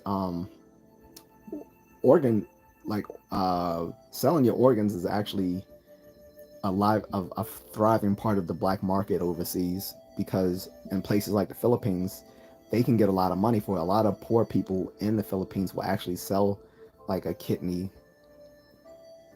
to start like a business so they can take care of their family. The problem is because this is on a black market, a lot of these poor Filipinos and people from other poor parts of the country, I mean poor parts of the world, are getting ripped off. Like they don't know how much it's worth. So even though it's a lot of money for them, they don't know that they could be getting a lot more for their organ than what they're being paid. So like for instance, like if a person wanted to donate their kidney who's coming from somewhere in Europe and they decide to sell their organ on the black market, they can get a hell of a lot more than someone would like in the Philippines or somewhere else because they don't know the value of that organ on the in the in the global marketplace. But for the most part, most of the illegal organ transplant market is is is by volunteer. No one's like I think that's a myth that people are just getting drugged and having people cut their kidneys out, out of their bodies and stuff like that. That just doesn't really happen. There's something that much worse that happens in China, but I'm not going to say it on this live stream because again, Google and YouTube work closely with China, and I'm not going to insult China and mess up my chances of being monetized. Kivort Tanasian says the world is moving backwards. No, it's not. Again, like I said, people need to watch the tread lines, not the headlines. The headlines will make you think everything is going backwards. No, it's not. We're living in the safest time era, safest time ever. People are healthier than ever. People in the poorest parts of the world are seeing increases in income that they never would have seen in previous generations or previous centuries. It's just not true. Like this is a part of learning how to think straight or critical thinking skills. It's learning how to follow statistical trend lines instead of following news headlines. News headlines are not informative, they are misinformative. Worse, sometimes they're intentionally disinformative. But the world's not moving backwards. So people need to read Steven Pinker's book, The Better Angels of Our Nature. That'll get you started with learning how, appreciating how history has been, how we're far safer and in a better place than our ancestors were. I'm pretty sure most people from the Dark Ages would prefer living now. I'm pretty sure people who lived during World War II would rather be here now. I'm pretty sure people in like pre-civilization would have enjoyed being here now than in their respective places they were in, where it was constant warfare, constant high mortality rates. Like, no, you're not going to convince me that the world's moving backward just because you've seen a few bad things on the news. Stop watching the news. Crazy Muda says, are negritos those little black people in Britain would buy in the 1700s and have as little jesters? I'm not sure. I'm not sure what they buy in Britain. But no, negritos are from Southeast Asia. The name is used in other parts of Latin America though. Like there's some black people who are referred to as negritos also in Mexico. But when I'm talking about negritos proper, I'm talking about the indigenous people of Southeast Asia, particularly the Philippines. In the Philippines, there's three different groups of negritos. There's the Northern Eta, AETA. There's the Southern Eta, the AETA, and then there's a third group, and I don't remember their names. But they're three separate groups just because there was three different waves of their migration to prehistoric Philippines. The Northern Eta, I think, came first. Then there was the Southern Eta. Then there was that third group. But that's who I'm referring to. I don't know about the little things that they have in Britain. Sosa Designer says you spend 8 minutes on each comment. So MJ says, "Oh, finally a streamer with batteries and a smoke alarm." Okay. Greetings from Albania. What's up, Elmi? J.A.C says most of the Middle East allows drinking in the hotel, but not outside. I think this is a rule in Bahrain, for example. I think Bahrain is also another safe place to go to besides the UAE. But yeah, I would think like, yeah, I wouldn't drink outside anyway. If I were to drink, I wouldn't drink outside anyway, just because it's usually a good rule of thumb. If you can't do it here in America, don't do it in another country. Most places in America don't like people drinking outside, so don't do it in other countries. That's a If you don't know anything else, that's a good rule of thumb. But regardless of the country, you should always bone up on their rules so that you don't inadvertently either offend the locals or end up in a jail and be up on the next Nat Geo's Locked Up Abroad series. Like for instance, in Thailand, do not step on the don't step on the Thai currency because the all Thai currency has a portrait of the king on Thai currency. So by disrespecting the currency, you are like symbolically disrespecting the the Thailand king, which can land you in jail or with a hefty fine. So these are the things you need to learn. Guys, just do your homework before you go to another country. That's it. Like learn about local laws that you need to abide by within that respective country, and also learn about the local many of the local hoaxes that that are in that country. So for another example for Thailand, you have to worry about you have to learn about the tuk-tuk scams. You know, the tuk-tuks are the little local forms of transportation that people have there that are like mini taxis. But they're open air, and so you gotta beware of being on these tuk-tuks. Like for one, if you're on a tuk-tuk, have your money secured because sometimes bikers will drive up to the tuk-tuks and snatch your money if they can see it like hanging out your pocket. So beware of that. But also, some of these tuk-tuks will scam you, and you'll say, "Hey, take me to the Atuya Hasa, to the whatever the name of the temple is, the Ayatutha temple or whatever," and they be like, "Oh no, it's closed. Let me take you to a better place." And either they're doing that because they get a kickback from taking you to this other place, or they setting you up to get robbed. So anytime you go and they say no, this place is closed, be like, all right, no, I'm not taking your tuk-tuk. I'll just wait for another driver. And they're just like, oh, okay, I'm sorry, sir. I'll take you to the place. And then it's up to your discretion if you still trust the person or if you rather go somewhere else. Because they tried that with me and my wife, but of course, me and my wife, well, we're smarter than the average bear. And so before we even went to Thailand for our honeymoon, we already learned what the local scams were and things to avoid. Like we read up on that in every country we go to because that's sort of the smart thing to do when you're traveling overseas. So, those are the things you need to learn. Like I said, if you're traveling to a country that doesn't allow drinking or doesn't allow drinking outside, which is a lot of them, you need to know that before you go. Like for instance, Japan does allow people to drink outside. However, they don't. There's really no places to put your trash and stuff.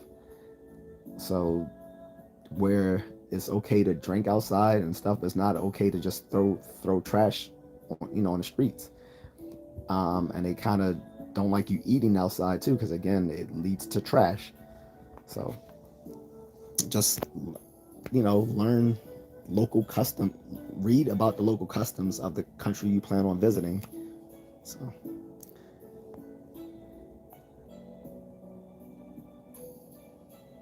Grant Rosendahl says, my guy likes a big booty Latina. Me too.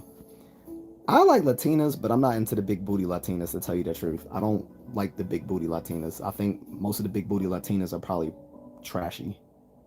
Like to me, that they're more likely to be the low class ones. I like the ones who look more indigenous than European. or black. I like the more indigenous looking Latinas and the ones who look natural. Again, I'm married, so it doesn't even matter either way. I'm not checking for them when I go there. But I mean, of course, I'm gonna look, but the big booty ones don't appeal to me. I, I, I think they have a certain crowd that they attract, and I don't want to be a part of that crowd. Sorry if that sounds elitist, but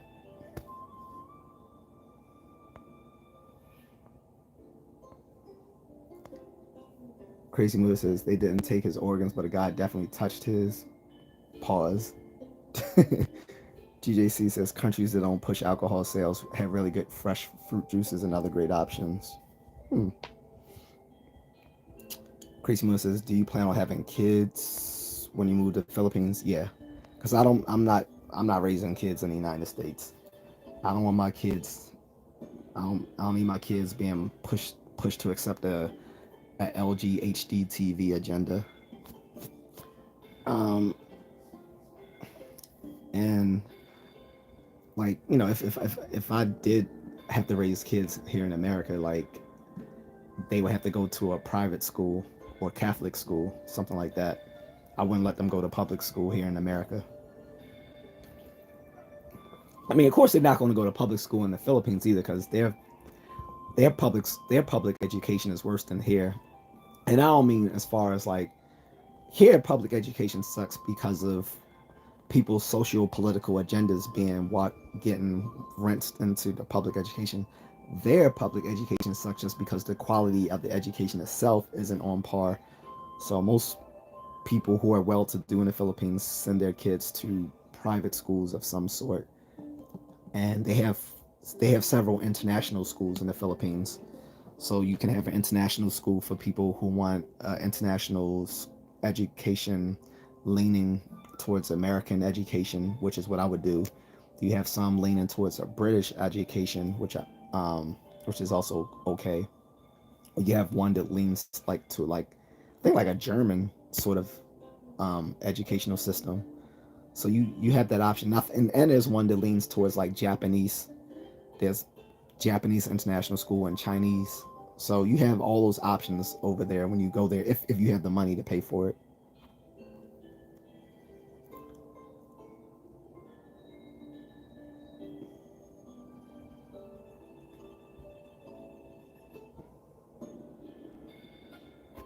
So I just ban more trolls.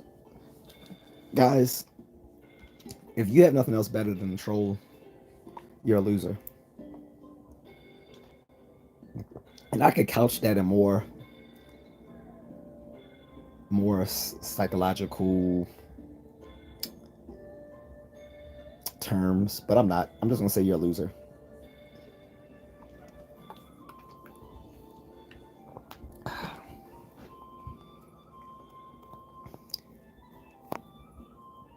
Crazy Moose says the Japanese schools I'm not sure about. I appreciate the work ethic, but I'm not sure it's healthy what they push. No. I was saying so in the Philippines. I was saying there are international schools. So like because there's a lot of people who have interracial children in the Philippines.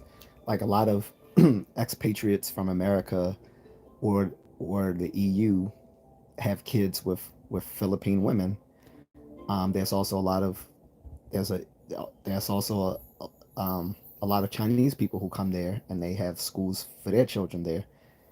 Um, and or there's just Filipinos who have money who want to send their kid to international school because they know it'll get them a step ahead, the average Filipino in the public education system there.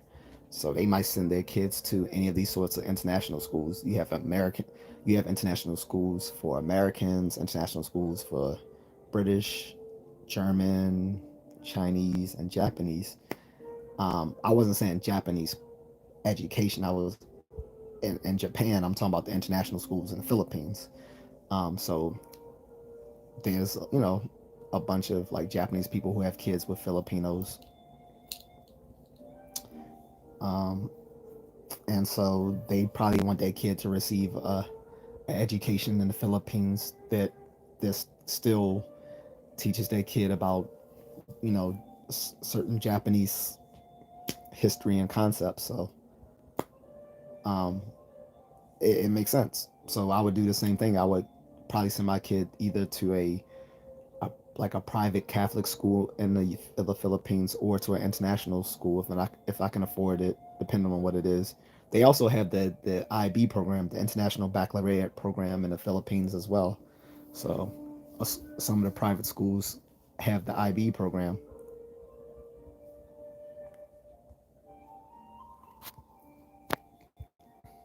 But yeah, um,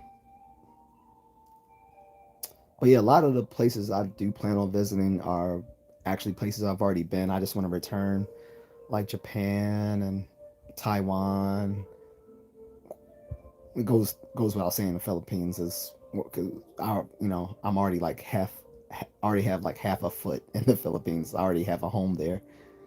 Um, but like Indonesia, Malaysia, Thailand, Europe, all those places. So those none of those, most of those places aren't on my summer list. The on my only place on my summer list are maybe places like Uzbekistan or Hong Kong, some places like that. But nothing definitive yet. And once it is definitive, I'll talk about it after I've gone there. I'm not going to speak about it before I go. Bonnie says there's absolutely no way I will send a child to public school here. I read you have to be careful even with private schools. Some private schools are pushing an agenda as well. No, that's true. That's definitely true. It depends on what private school. When I'm referring to private schools here, I'm talking about like either like a Catholic school or some of those prestigious like private private schools that's like connected with universities. Like here in like there's places here in Maryland, like in the DC area, there's the Georgetown boarding school, and there's one out here in then there's a private school out in Parksville, Maryland. I forgot the name of that place, but it's in Parksville. But yeah, I definitely want to send my kids to public school here, especially in my community. Public schools here suck. The kids are stupid. um, um, yeah, I wouldn't do it unless those schools have like a separate program just for the gifted kids. And that's not to say that my kids would necessarily be gifted, but that would be like I would try to get them in those gifted programs where they kind of separate them from the average students, because I just don't want them getting that sort of education. But again, I just don't trust public schools at this time anymore in America.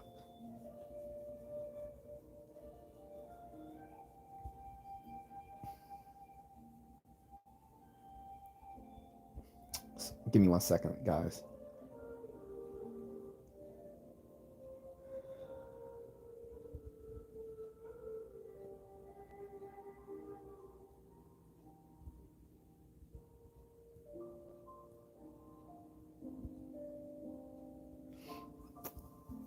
But yeah, so do any of you guys have any travel plans? Aside from one or two people telling me about it, what they were doing, like I said, maybe not overseas, but maybe somewhere here in the states. Some of you guys might be planning on going. I don't know, like some people might want to hit Florida. Um, this is not the 80s and early 90s, because back in the day, like everyone was like trying to hit Disney World or somewhere like that. But the Disney resorts aren't even affordable anymore. And I think Disneyland is actually better than Disney World now because it's a little less crowded, and I think the hotels might be cheaper than in Florida. But that's not even the go-to place anymore. Like in the 80s and 90s, the Disney resorts were sort of affordable for the average middle class family. The average middle class family can't even afford the Disney resorts anymore unless they're taking out a second mortgage. Dustin says, I'm going to Ohio tomorrow. Is this for vacation or you just going to Ohio, Dustin? J.A.C says, I'm staying a week at Lake Erie. Nice beach and water. Lake Ontario's nasty. Yeah. I don't think I've been to any of the other Great Lakes besides Lake Michigan, but that's because I lived in Illinois. So we used to go to the um, well, we went to the beach in Indiana off the Indiana Dunes. Those were that was like a nice little beach off of Lake Michigan, and Lake Michigan in Chicago I think was just like a pier. It wasn't like a beach like in Indiana. But we live like where I lived in Illinois. We were like 15 minutes from the border, from the Indiana border anyway. So we would often cross over into Indiana to go to the beach. There was also like a zoo. So Bonnie says I'm going to the caves in Texas. What caves?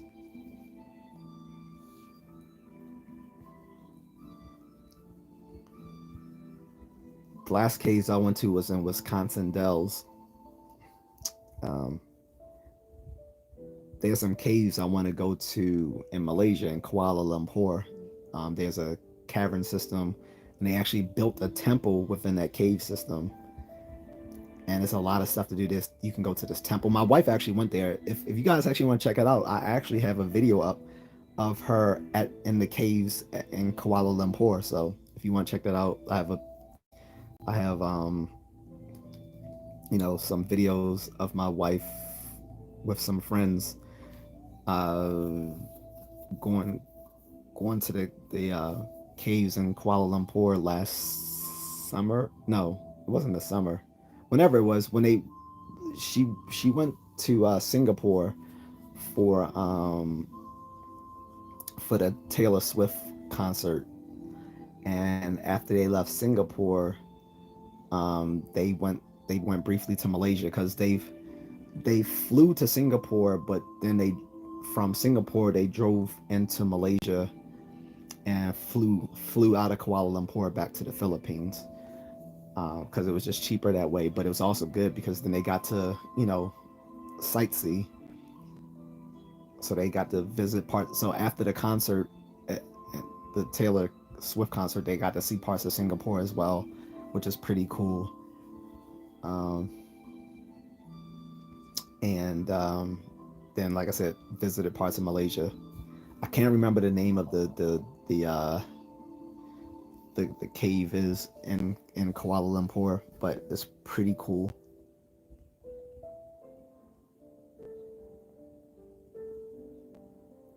This troll is gone.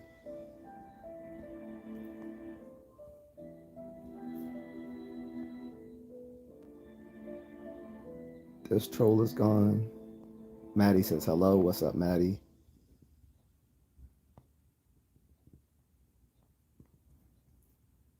This troll is gone. Bonnie says Natural Bridge Caverns. If anyone is interested, Texas has 10 major caves and many small ones. That's cool. Another site that people can check out. Like I said, traveling doesn't mean you have to go overseas, guys. There's plenty of sea in America. I'm just not, like I said, it's not that many places in America I'm interested in anymore. Like I said, other than I want to hit maybe like a reservation or two. Um, like if I go to, like, like to maybe visit the Navajo reservation because the Navajo reservation is actually the largest one in the United States and actually has borders on 4 different states. So Arizona, New Mexico, Colorado, and Utah. And outside of the Navajo reservation, there's a bunch of other reservations near it as well. There's the Hopi Reservation, there's the Pueblo Indians Reservation, there's the Kiowa Reservation, and there's the Ute Reservation. So all of those are within those 4 states, like kind of close to each other. And every year I think the Navajo does like their big. They have like a big celebration when they do. I think it's the the rain dance festival or something like that. It's like a really big thing that a lot of tourists come to every year. So I've been thinking about checking that out. that, and like I said, going to some of these other flyover states. But other than that, that's the only my only like plans if I stay in America long enough to go check those out.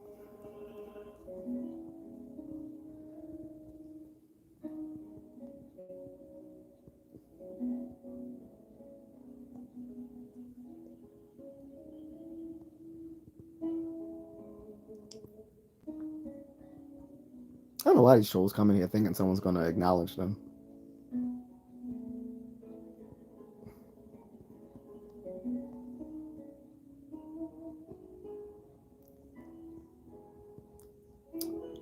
Um, but then there's other places in Southeast Asia that I also want to visit. So there's an island nation out right outside of the Philippines, not part of the Philippine territory, called Palau. It actually was a U.S. territory up until the 1980s, but unfortunately now it's a sovereign nation, so you do need a passport to get there.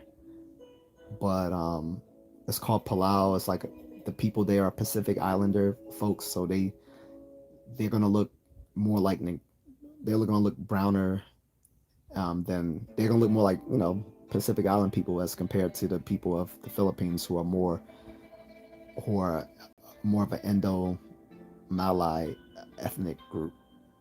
Well, the ethnic majority of Filipinos are like an Indo Malay group of people, but um, Palau is like a short flight from the Philippines, and they use U.S. currency. By the way, they use U.S. currency, and we have U.S. military installation on Palau because that was one of the agreements with them when they became a sovereign nation in the 80s, was that they would still allow us to have um, American military installations there, and they would continue to use our U.S. currency. So that's an interesting place to visit. That was actually on my wife and I's short list to visit. We should have done that long time ago, actually. So Palau is another group, and then there's a few other places in Southeast Asia I haven't been to yet. Like there's Brunei, which is another island nation, and then the rest of Indochina, because the only part of Indochina I've been to so far was Thailand, but I want to visit all of Indochina, which is Laos, Cambodia, Vietnam, and Myanmar, but not right now because Myanmar is having some internal conflicts. But that once Myanmar is safe to travel to again, then I would like to go to Myanmar. Live Munich COD Warzone says hello from OG. J.A.C says, have you ever heard of an annual tradition? People travel to Baltimore to visit Edgar Allan Poe's grave. I haven't heard of it. I didn't even know that he was buried here, to be honest. I know they have a historical site of where his home was, the Edgar Allan house. I mean, the Edgar Allan Poe's house. I remember that's a historic site, but aside from that, I haven't heard of people coming to his grave here.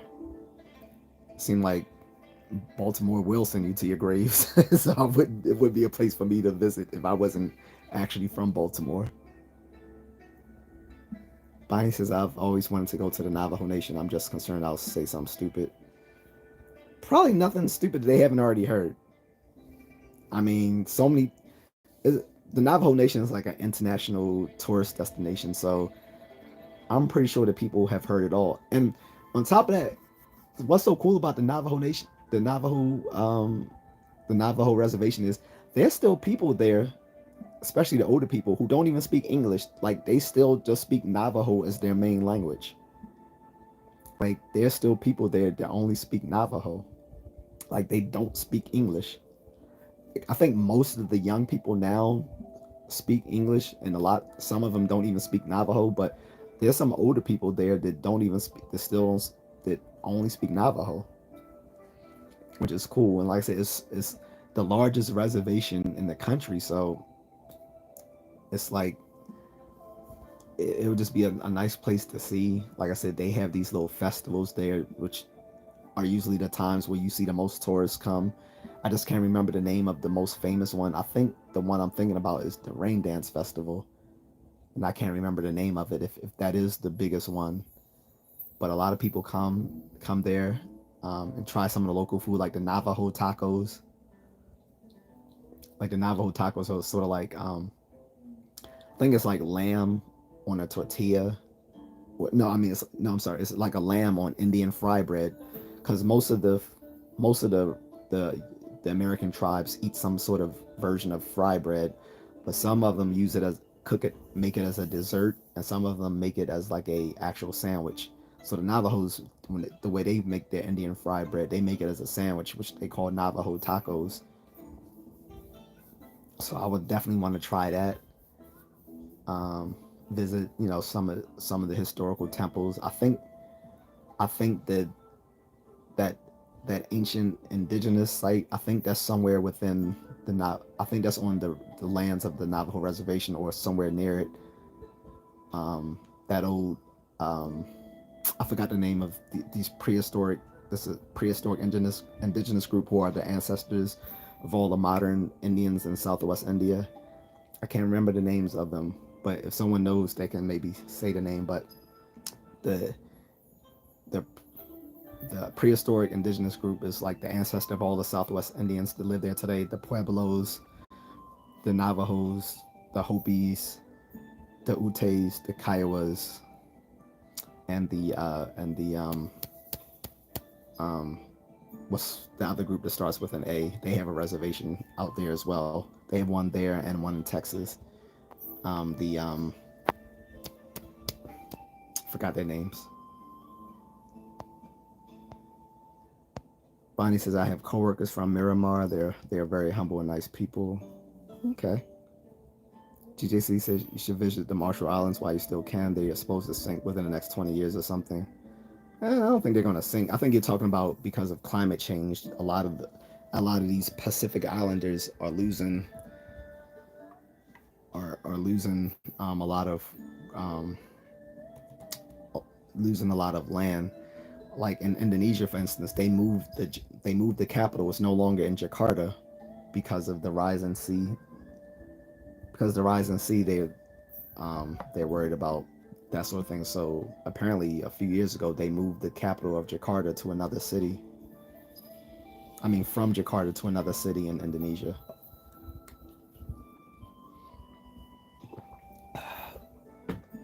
But yeah, the erosion caused by climate change and stuff like that is a serious problem with a lot of these smaller Pacific islands. I think I'm not sure if the Marshall Islands are part of the Northern Mariana Island, but because there are some U.S. territories that don't have people living there, so they're not really places to visit.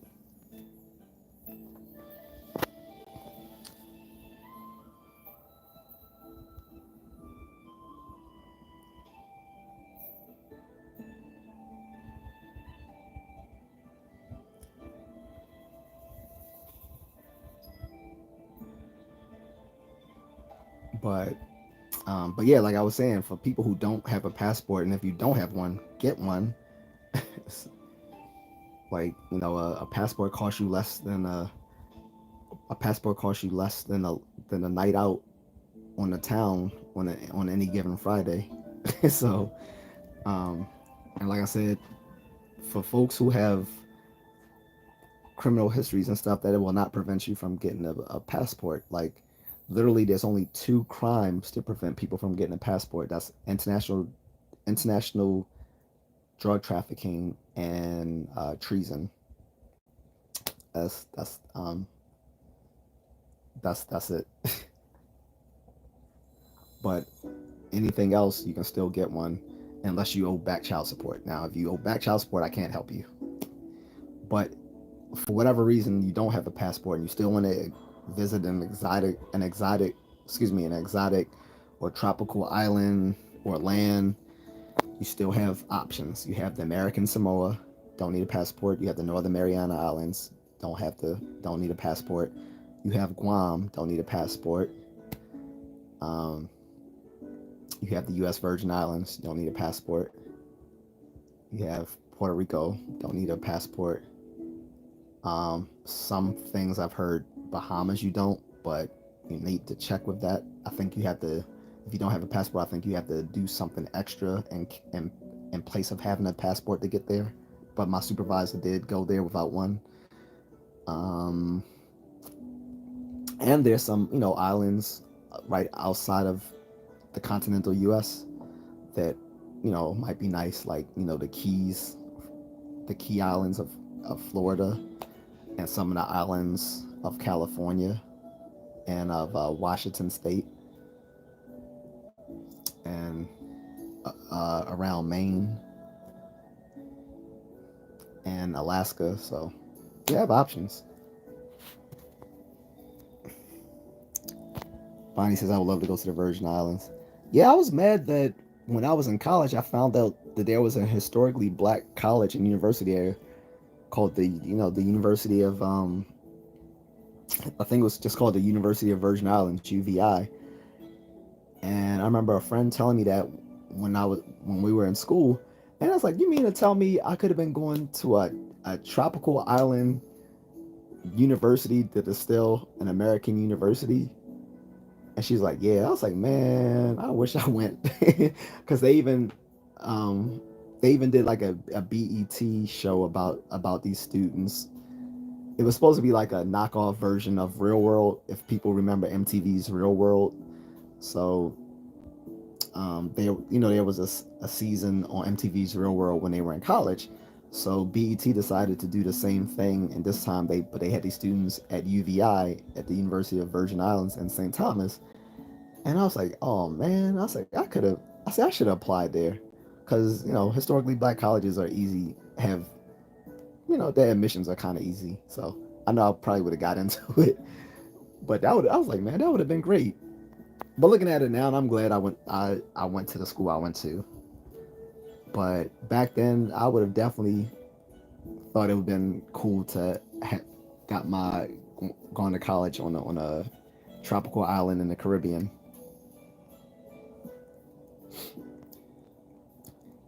J.A.C says, "Will paying off an adult film star prevent me from getting a passport I hit as a major offense in the U.S.?" Nope. Felonies, again, felonies do not prevent you from getting a passport. I don't care what some of these salty women say about passport bros. That's just not true.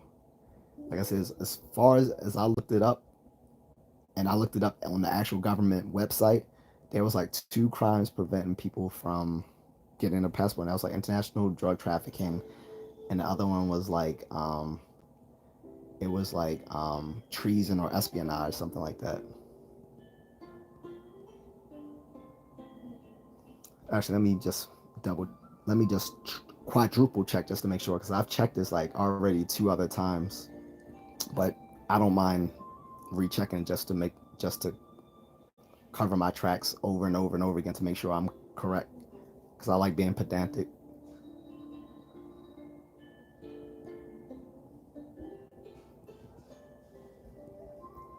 But then it's also back child support will stop you.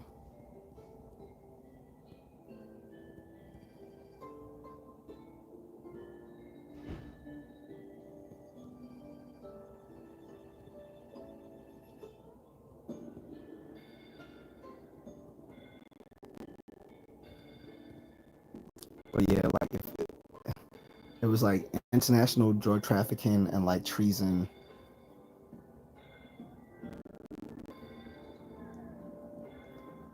I mean, obviously a court order can prevent you as well, but that's not what we're talking about. I'm talking about like actual criminal history. But like, yeah, if you're under investigation or you're currently facing a trial, then yeah, they can take away your passport by court order, or it can be a condition of your parole and probation that forbids you from departing from the United States, something like that. Um, a warrant for arrest, or, extra request for an extradition, stuff like that. But obviously, that's just common sense. But I'm saying, like, just for someone who's not currently in trouble, but may have been in trouble in the past, that's not going to prevent them. So that's what I'm saying.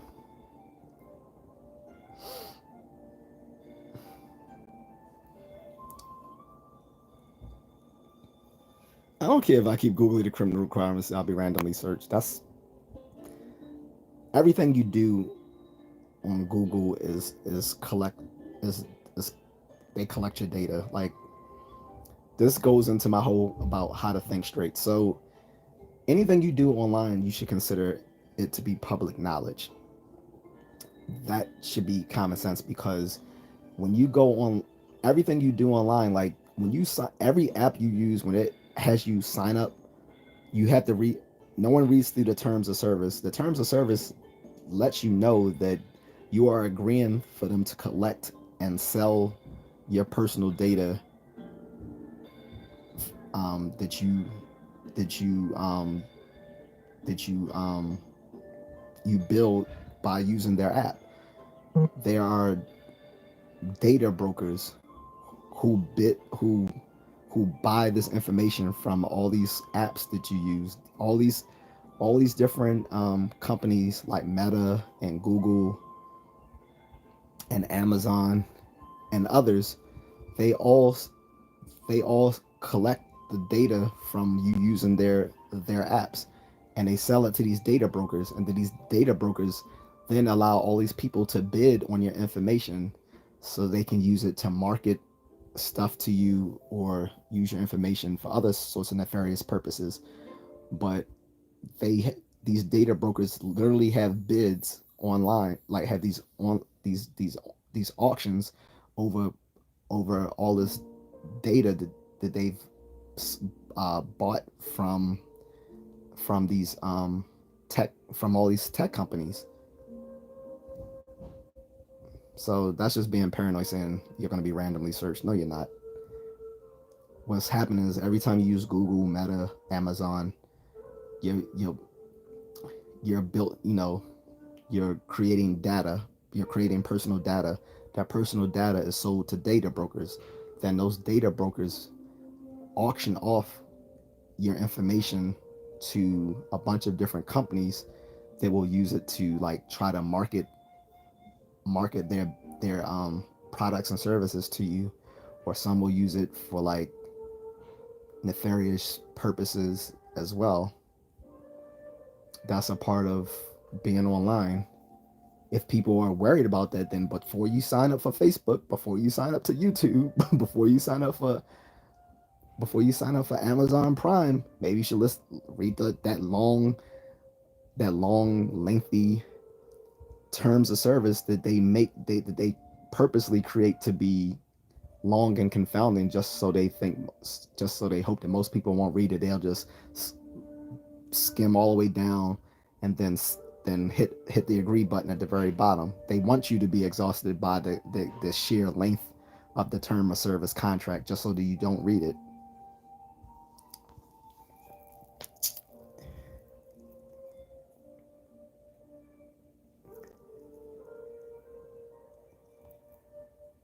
Logan, you're not gonna blow up my channel. I'm not talking about that bullshit right now. Stick to the fucking subject or get the fuck off my channel. I'm talking about traveling. If you don't have anything to say about that, then get the fuck off my channel. Plain and simple, full stop. You say if you keep going, I'm gonna just ban you off the fucking channel.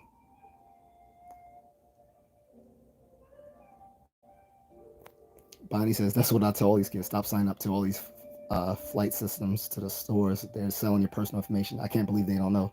Some people know and they just don't care. Other people don't know, and then some people don't know the extent of it, Bonnie. Like I said, most people don't know the extent of it. That most people know, well, most rational people know that all these free apps aren't free. The difference between a free app and like an app where it's like a paid subscription is most of the ones who do have a paid subscription. And I also clearly said whom I'm voting for in multiple streams. Just because you never been to my channel before and got that information, that's your fucking fault, not mine. And now you're off my fucking channel. So guys, that's a troll. If he ever been on my channel, he already know what my political preferences are, because I've literally stated it in at least a dozen different videos. So if he wants to blow up my channel, he needs to drop a Cash App. Otherwise, he can get off.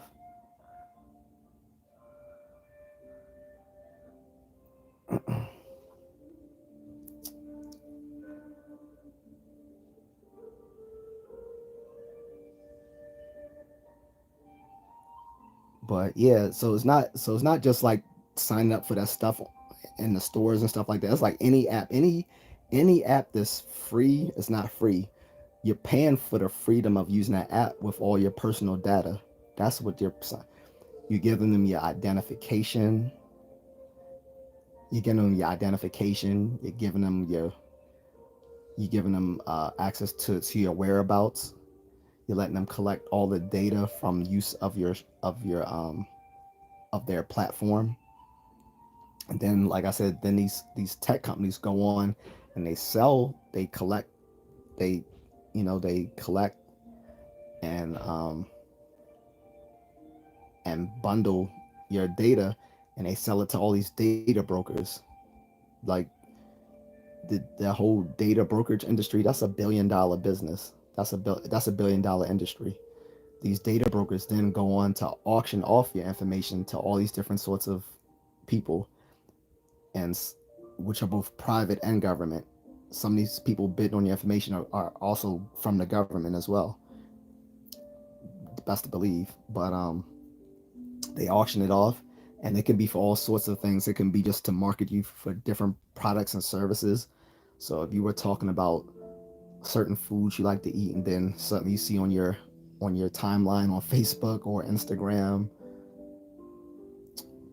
or TikTok, stuff talking about something you were just talking about not too long ago, that was intentional. But then like you'll start getting certain stuff in your emails, or maybe junk mail even sent to your home, because again they know where you live.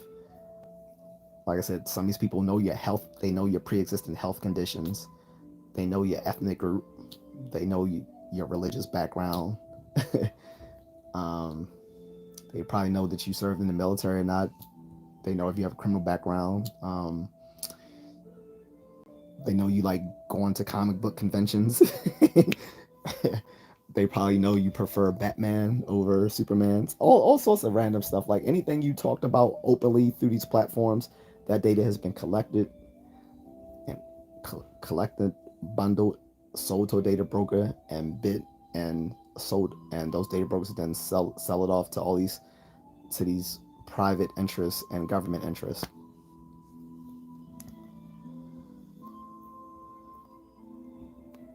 Joseph James says, "Hey, this is my first time in channel. I like what I'm hearing. Thanks." Normally this topic today is about traveling plans. This was just an aside from what someone else was saying previously in the live stream. But yeah, I want to get back to just talking about traveling. But yeah, that's just food for thought, guys. So I wouldn't get overly paranoid about Googling something, as long as you're not Googling illegal things.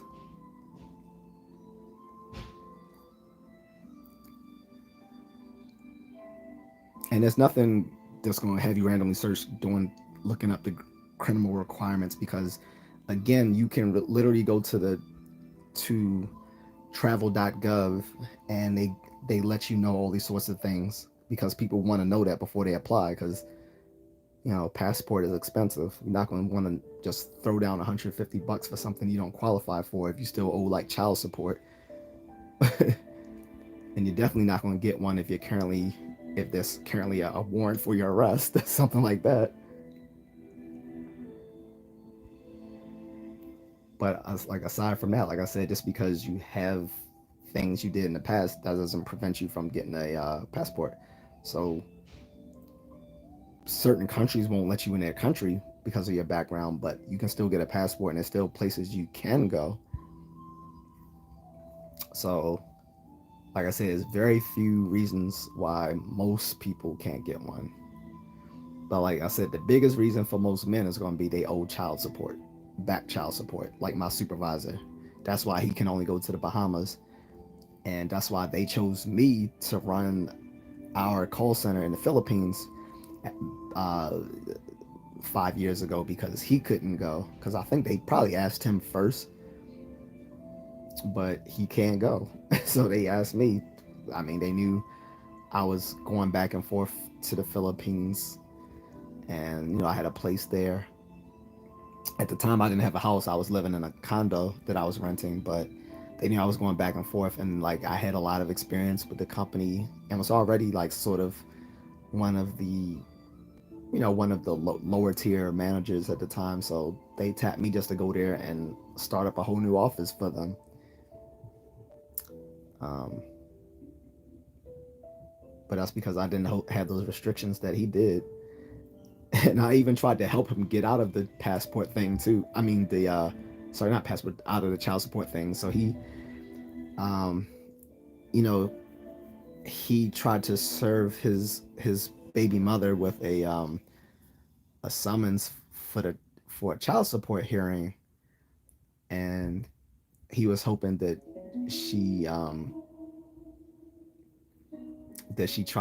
she tried to ignore it so that they would they would throw the case out, but that didn't happen. So he still owed.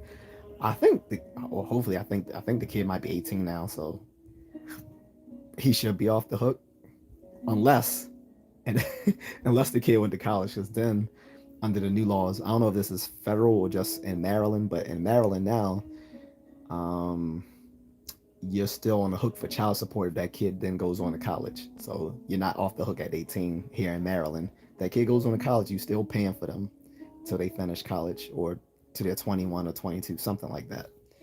So, yikes. Wrap it up, guys, or just get some tissue and lotion and hit X videos. Forget that girl. It's X videos. So it's either it's either it's either bust one and be stuck in the states, or X videos and Paris. So choose wisely.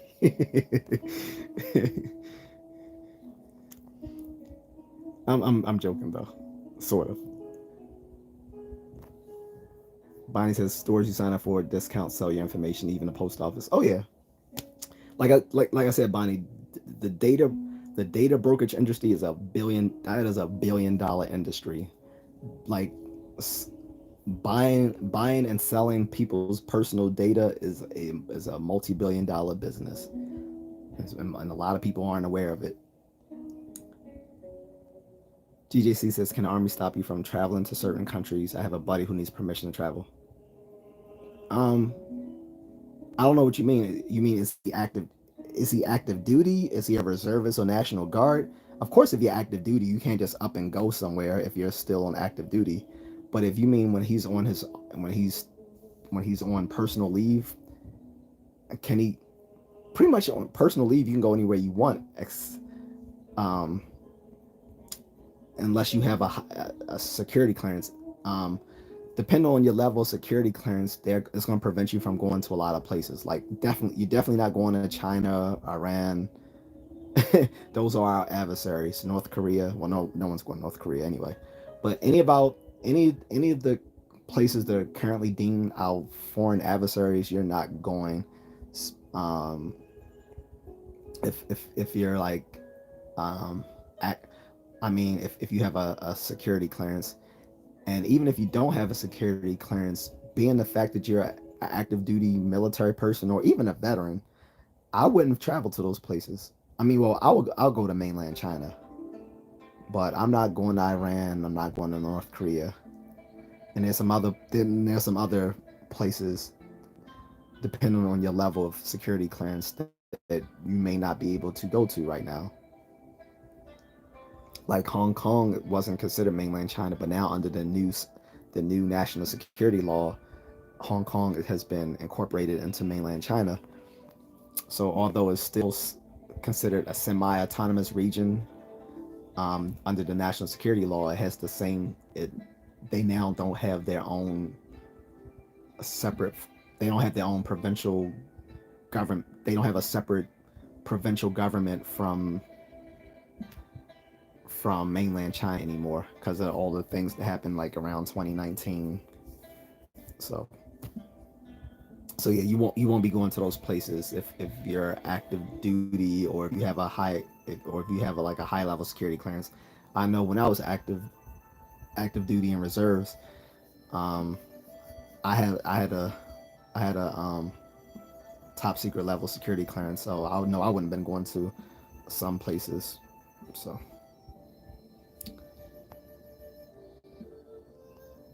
uh, Bonnie says I've seen child support segments on YouTube. No, thank you. I understand why men are going elsewhere. Thank you. Exactly. It's scary. And here also here in Bonnie, here in Maryland, Bonnie, and some other states as well. I don't know the other states, but here in Maryland, say you're married to someone. Say say a guy is married to a woman here in Maryland. She cheats on him and has a kid with another man during their marriage. The husband is still responsible for financially taking care of that child, even though even though the paternity test showed it's not his, that she cheated on him with another man. He's still financially and legally responsible for that kid. And if they get divorced, he has to pay child support for a kid that he didn't even make with his wife, which is the very reason for their divorce in the first place, because she cheated on him. That's how insane it is in Maryland. That's why I wouldn't want to raise a family here. That is insane. That Maryland will actually require husbands. I would not get married here in Maryland. I think you're definitely rolling the dice, hoping that you married a decent woman. And everyone thinks their woman is decent until they're not. But you could roll the dice and end up marrying someone who ends up having a child by another man while you're married, and you're still legally and financially responsible for that child, even though it's not yours. That's how insane child support and family law here is in the United States, and particularly here in Maryland. I can't speak for any other states, but that alone would have ensured that I would have never gotten married to someone in Maryland.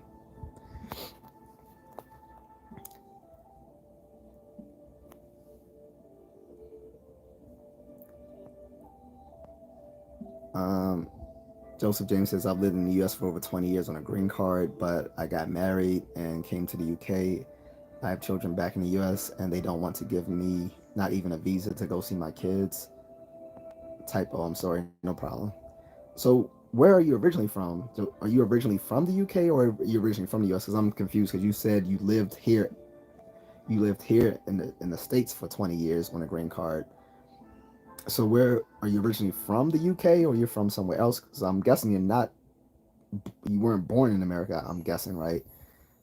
Um,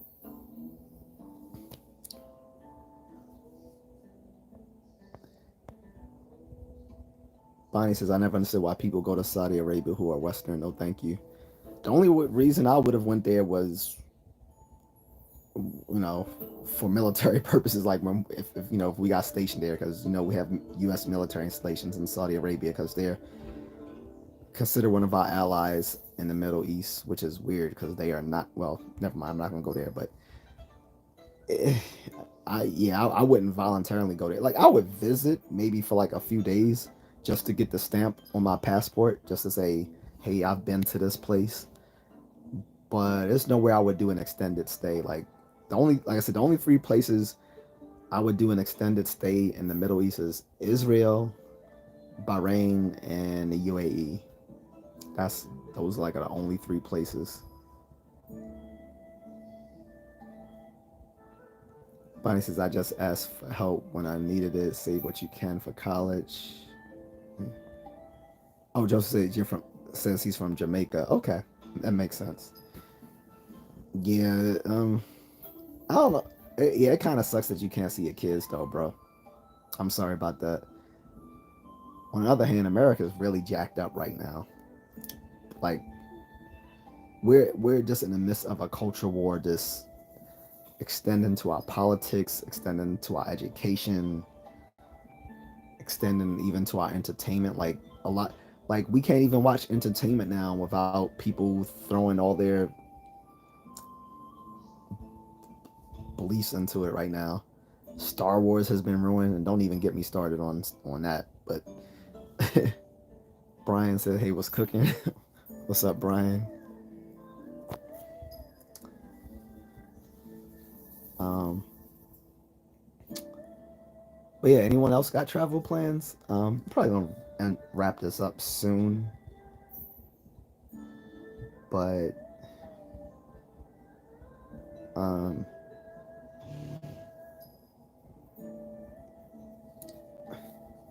and it was incredibly hot. That's why I didn't run early. It was like 90 degrees, guys. So I need to start getting it back at 5 o'clock in the morning. Pray for your boy to get up 5 o'clock in the morning. Well, don't pray, but send me some good vibes so I can get up 5 o'clock in the morning and hit my runs. Cause it's just after 8 a.m. It's just too hot. It's like it reminds me of the days when I was at Fort Gordon, Georgia, and we had to get up. We had to get up 3:30 in the morning to do our PT, our physical training, every day, just to beat the heat. We got up at 3:30 in the morning, and we would go to training at 8 a.m. But but sometimes sometimes the heat index was so hot they just canceled class for the day, or we'd be done by 12 p.m. So by the time it was child time, it was child time for lunch. We were done with classes because they was like, nah, it's just too hot because our job was being outside all day. My MOS was cable and telephone installation and maintenance, so we were out all days climbing the poles, learning how to install all the wires and cables, tie everything up, do all this sort of stuff outside. It got hot. It got really hot.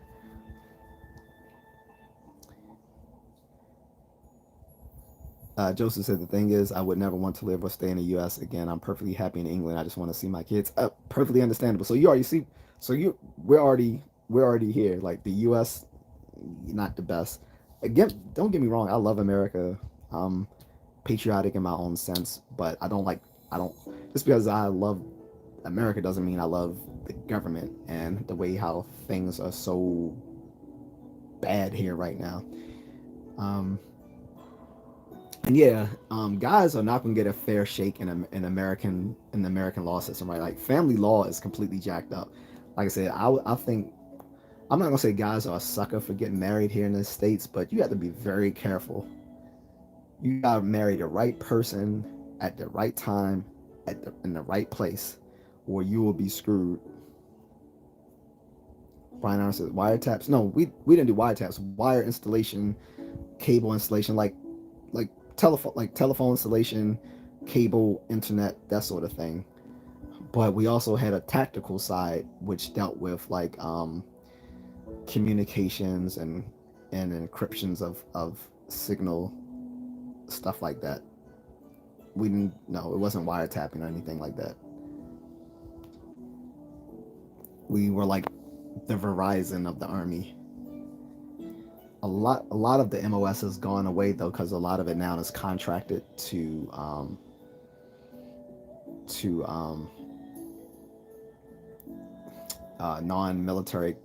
non-military contractors to do the work. So the MOS has shrank up quite a bit. That's why they actually changed it in 2006. They combined our MOS with another MOS within the Army Signal Corps, and because like I said, the job isn't as important anymore because a lot of it was being done by outside contractors. Brian said I've run thousands of Cat 5. Yeah, we definitely did the Cat 5. I mean, that was like basic, right? So when I, you know, so when I was, so after I came out of training and I went back to, and before I started college, I started working for the local cable company, which was Montgomery Cable, in Montgomery County. They were actually part of Comcast Cable at the time. Actually they had just been bought bought out by the Comcast Cable company, and it was cool. I mean, it was kind of a gritty blue collar job, but it's funny now because think a lot of people now see me as this this little elitist college kid, and think like, oh, I've never done dirty work and all sorts of stuff. I'm like, I used to be a cable tech. I know blue collar work. on top of that, even in college, I used to one of my one of the jobs I used to do on campus was doing carpeting and tiling. That was rough work. And then I was doing that on top of my classes, and I was in the Army Reserves at the time. That was hard work. But people they look at me and they'll prejudge me and think, oh, he's just some little sheltered such and such type person. I've done blue collar work, so this is why I can identify with my blue collar brothers out there of any race or stripe, because I've been there, and I've also been on the white collar side, and when been with the upper crust, and so I can identify with them. I think I straddle both worlds.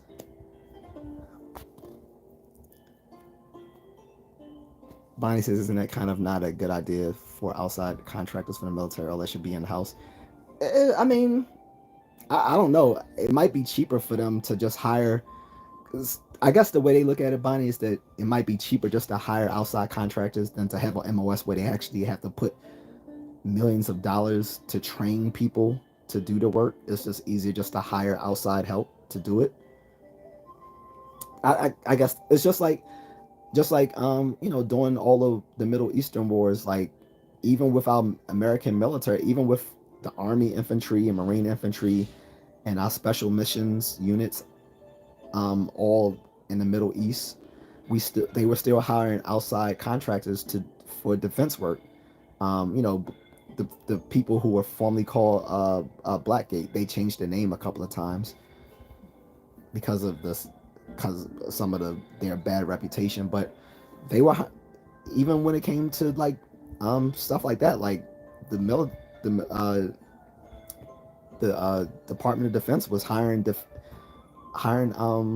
private private security to for that to help safeguard the U.S. embassy in Iraq and stuff like that. And they even had them doing some sort of they had them even doing some operations out there as well, because most of these people who join the private security places like Blackgate were like former military folks who came from like a combat background, and I guess they just didn't have enough boots on the ground that they needed to hire these contracted private securities to do some of the work. And there was definitely a lot of tension between them and the service members, because these people were getting paid way more than our infantry to do the same work. So there was definitely some tension between them. Brian Arnold says, I also did cable work early 2000s for Comcast. Yeah, that's what I did. It was like around 99, 2000. And then I tried to get hired out of, ironically, I tried to get hired from Comcast after I left college, and they didn't hire me, which is weird. But they wouldn't even hire me when I came out of college, but they hired me before I even finished college. Like, which again, that was weird. And Montgomery Cable was and at the time, Montgomery Cable was considered more prestigious than Comcast Cable, to tell you the truth, because it was Montgomery County, which at the time was the wealthiest county in the United States, and it's still like the third wealthiest in the United States. Recently, Fairfax County and Orange County, I think, are the no, sorry, Fairfax County and I think Westchester County in New York, I think now are the wealthiest, but I think Montgomery's still like the third. But yeah, Montgomery County was way more prestigious. Like there was a whole bunch of celebrities living out there. There's some of my friends at the company that said they had saw like who's the lady who played Wonder Woman in the 70s? Linda, I forgot her name. She lives in Montgomery County. Sugar Ray Robinson has his place in Montgomery County. I remember Mike Tyson had a mansion in there. Although I don't think he was actively living in Montgomery County, he did have a mansion in Montgomery County, and some other folks. Um, Linda Carter, yep, that's it. Comcast is still around. They call themselves Xfinity now. Remember, they tried to merge with the company in New York, and then it was blocked by the government as a monopoly. So then the company in New York merged with a cable company all the way out from the the, the western states. I forgot the name of it, but at the time, that was when they had a huge strike in the whole New York tri-state area. Because my friend used to work for them, and he went on strike with them, and they were part of the union, so they had to. And it was messed up. Like, they were on strike for so long, a lot of those guys just quit instead of and went and found another job, because they knew if they tried to go against the union, they would get like blackballed. So it was messed up situation.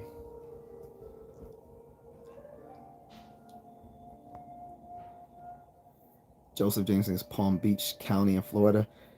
They're they're well to do, but yeah, they have nothing. They have nothing on these three counties. Montgomery County, Maryland, is rich because this is where a lot of people from the government lives. Like, Fairfax County is Northern Virginia. It's like right outside of D.C. Montgomery County is right outside of D.C. Howard County is sort of close to D.C. These are some of the wealthiest places within the Mid Atlantic because of their proximity to power. Those in power have money, so some of these wealthy politicians and pundits and government bureaucrats, they all live within Northern Virginia, D.C., Montgomery County, and Howard County, and in New York. And in New York, some of the wealthiest people outside of New York City live in Westchester County, which, people in New York City would just call it upstate New York. But like, Westchester County is one of the wealthiest places. Like, these are the, like, probably, as of the last few years, I don't know, as of now 2024, but as of like a few years ago, these were the three wealthiest counties in the country. And back in the 90s, when I lived in Montgomery County, it was the wealthiest county in the country. Bonnie says, but they let Amazon buy a grocery train. Right, right. So the difference is, Bonnie, because they're not, it's two different types of companies. So it's a monopoly when they want to buy another company that's in the same industry. So that's the thinking, that's the thought process. So Comcast wanted to buy out, what is the name of that? Someone, anyone from New York tri-state area, can y'all give me the name of the cable company there? I can't remember. Um, I'll just look it up.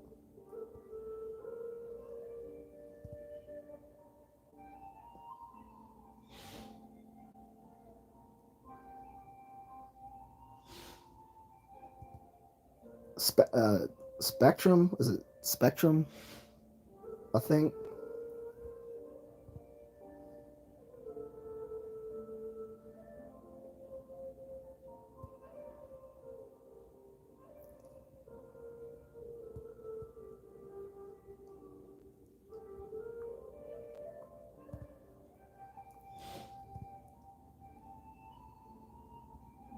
Or was it?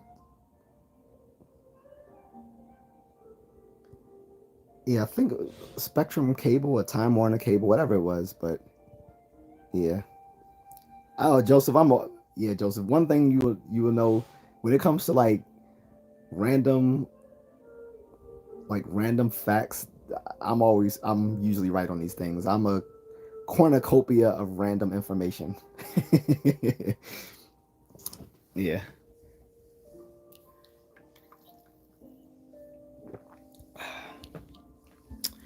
But yes, guys. So anyway, I'm gonna end this soon. Yeah, this is about. I wanted to make this about traveling because, being this, like, what, June 17th, I think. Yeah, June 17th. That's gonna be the official start of summer this week.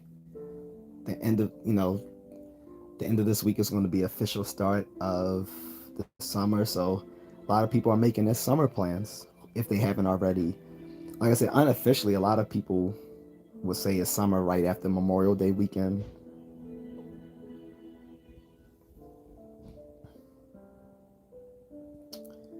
Um, so usually that's the unofficial start of summer. That's when everyone graduates from high school, college, Um, as people start making their holiday plans, a lot of people saved up that PTO, or part of their benefits package is that 2 weeks out of the summer every year. However you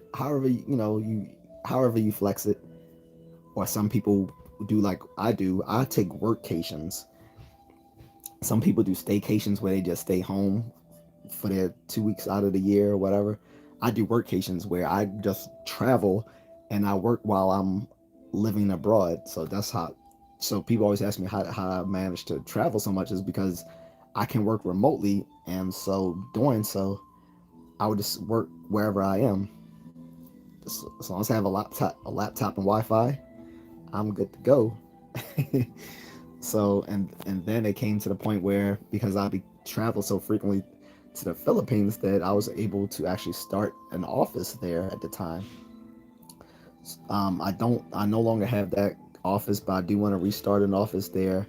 And my wife and I had started a home service um, a home service massage spa. So a home service massage spa, in case you aren't don't know what that means, it's just like like instead of going to a spa for therapy for your therapeutic massage and stuff, the the the massage therapists actually come to your house. Or to the hotels as well. They come to your house or hotel, and you can just book whatever sort of service you wanted there, and they come and provide it. And that is a very thriving business there in the Philippines, particularly in Metro Manila where we live. So that was we business we started.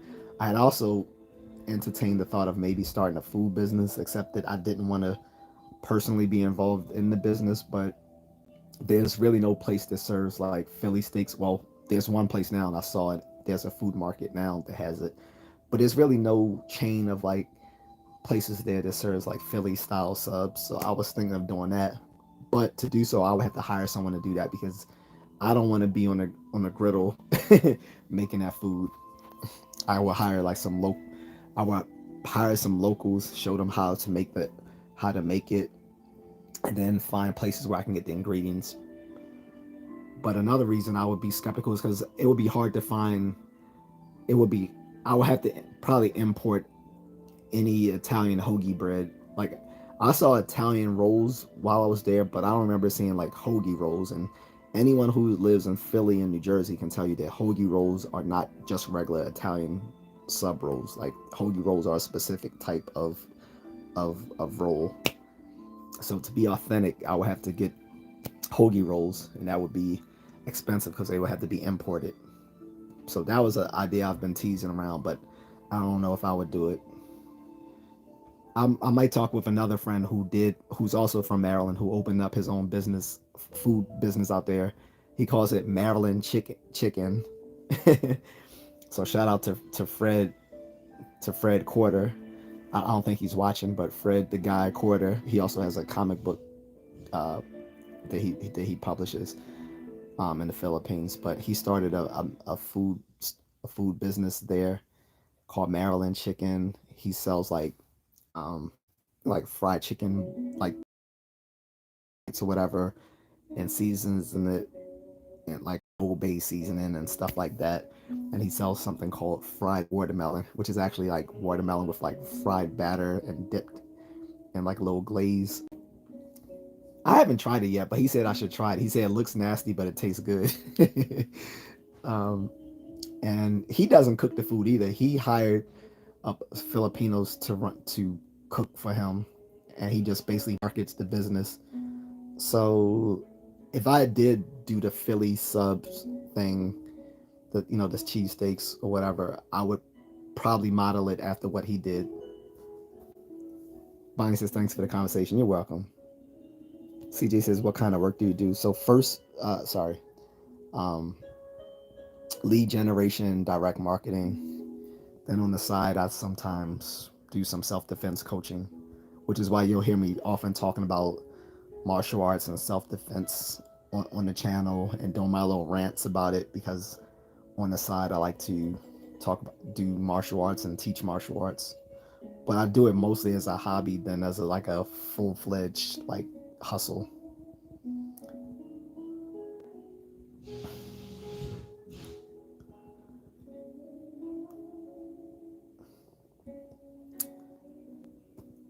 But yeah, if people in lead generation can work remotely, and good thing about lead generation is like people don't know that's a $1 billion industry as well. Like I was just talking about the data brokerage industry, like the data brokerage, the data brokers and lead generation kind of cross together because a lot of people in lead generation they buy data from these data brokers so that they can call these people.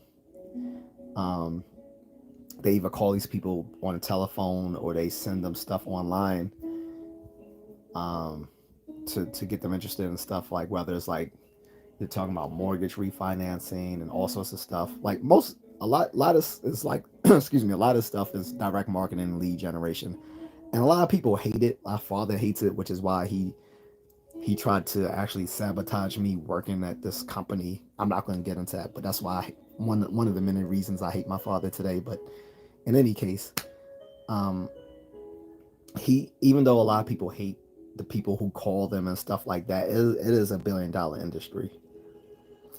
And again, a lot of these people already have your data because you opted in when you go to these websites and they ask you, are you interested in knowing more about X, Y, and Z? That is you actually opting in to receive calls and information from those people offering it to you.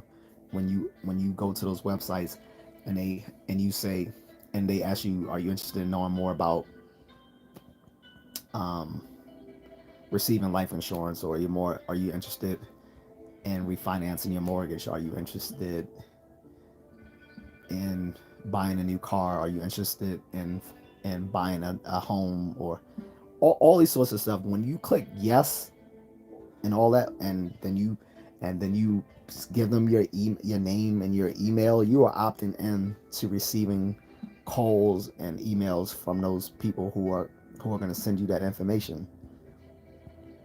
Just be wary of that. So guys, if you get mad at these people sending you this stuff, just be mindful that if you opted into that stuff by clicking I want to know more about this, that's you opting into that information. And some of these people are more scammy than others. Like not everyone in LeadCon is a are are good people. I'll admit that. Like the people I worked for were pretty decent folks. Like I definitely had my grievances with them on some issues, but on the other hand, I mean, but so on the one hand, they they could be on their BS, but on the other hand, they helped out a lot of people who might be hard to hire people because they have little work experience. They're not well educated. They came they just came got out of prison, stuff like that. So yeah, you get the good and the bad with some people. But if you only see them for the bad, then that's all you'll see. But yeah, but getting back to that, yeah, like doing stuff in like lead generation and call centers and stuff like that can allow you to travel. And a lot of people might go to the Philippines, and one of the businesses they can set up for themselves to keep them generating income to sustain their living there would be like running a call center. Call centers are hot businesses in the Philippines. There are people who come out of college in the Philippines, and instead of practicing what their degree is in, will opt to work in a call center because they make more money there. But I'm talking about like the big name companies, like when my my wife works for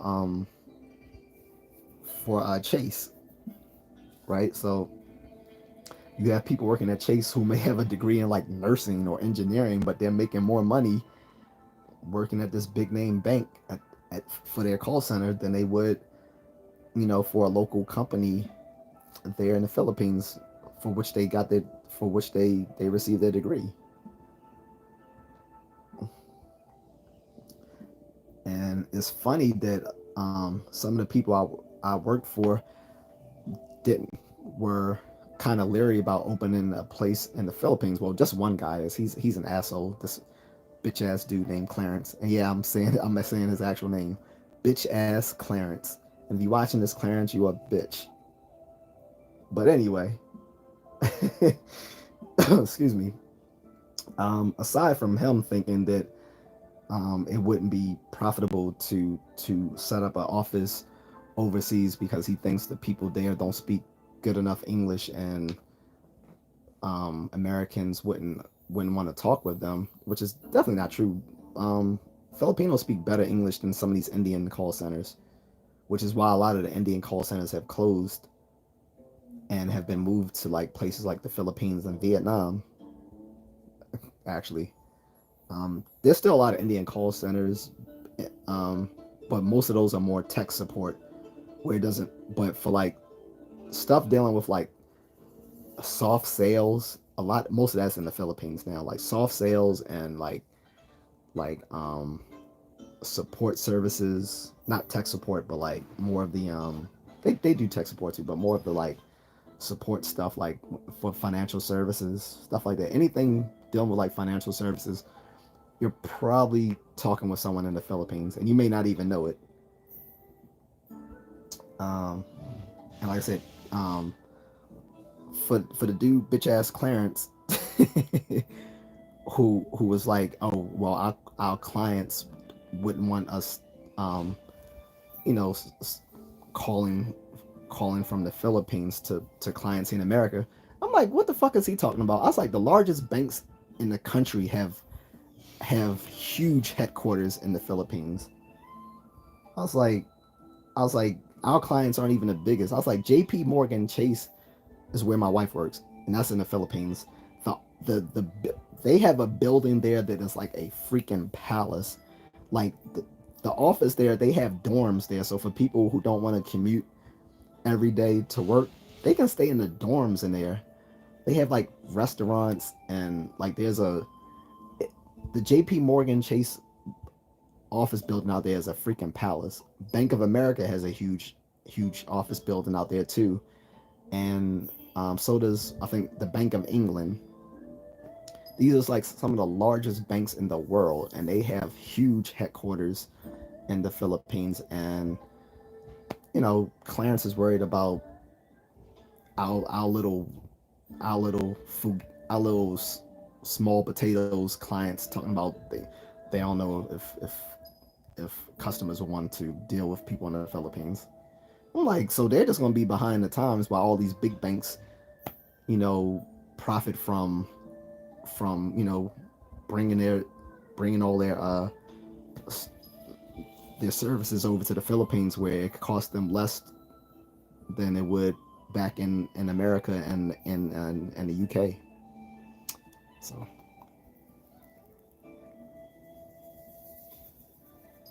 do I get paid commissions if I'm working? No, not as well, as a manager. I Not exactly. The commission I would get was a manager's commission, and that's based on how well my workers are doing. But um, if I'm running the office, no, I don't get a manager's commission. I'm like literally that's literally my office. But if I'm a manager, I would get like a manager's commission, which is based on the performance of my employees. GJC says our major banks have call centers in India and the Dominican Republic. Yeah, like I said, India's become less popular now for call centers. Um, just because a lot of people, I don't know about in Canada, but in America, most people hate the sound of an Indian accent when they talk to people on the phone. Like a lot of people, once they hear an Indian accent, they'll just hang up. They don't want to deal with it. And it's nothing against the Indian people. Shout out to all my Indian folks. Love them. But it's the accent that turns people off. Like a lot of people in India aren't aware of that, because there's an Asian news channel here on YouTube. I think it's just called Asia News or News in Asia, whatever it's called, and they actually interviewed like everyday Indians about that, and to them they think their English accent is better than the American accent, and I'm like, oh, so not true, because they don't realize that their dialect of English is mixed, has the sound, has some of the sounds or what we say like phonemes of that comes from Hindi, the Hindi language, and the sound of that mixed with British English is very jarring to the American ear. It, whereas Filipinos in their schools they're taught American English, they're not taught British English, so it sound so the way they the way they sound, even though you'll still hear like a foreign accent, it sounds more palatable to the American ear than an Indian accent because they're taught American English, they're not taught British English. But British English mixed with the Hindi language just sounds very, it sounds abrasive to most Americans. That's why a lot of us don't want to deal with Indian call centers, even though the people may be, it might be the sweetest person that you're talking to there, but a lot of Americans won't want to deal with it. So bitch ass Clarence thinks that's the same thing that happens in the Philippines, but it's not the case. Like a lot of times you don't even know you're talking to a Filipino, but 9 times out of 10, if you're talking to any it, nine, yeah, I would say not, if not nine, 8 out of 10, 9 or 8 times out of 10, if you're talking to anyone dealing in customer service, especially in any sort of financial services, like if you're booking a trip on Expedia.com, if you're talking to someone at your bank, you're probably talking to someone in the Philippines, even if they don't sound like it. So that's all I'll say on that. GJC says Timex call centers in Philippines, and it was the best customer service I received from a watch company. That's what's up. Joseph said, "Well, it was very nice talking to you. I've subscribed, so we'll talk again. It's late here now in the UK." Thanks, Joseph. Appreciate it. Hope you, man. Hope you are able to find a way to bridge the gap with your former wife and get to see your kids, dude. That's I can imagine how hard that can be for you, man. So best of luck to you and talk to you again. So guys, I'm gonna wrap it up too, unless you have any other questions about traveling or telling me where you're traveling to, or about how working in lead generation you can use that to to get a job where you can travel. But a lot of lead generation, especially during the pandemic, were allowing people to work remotely, and that way they could travel.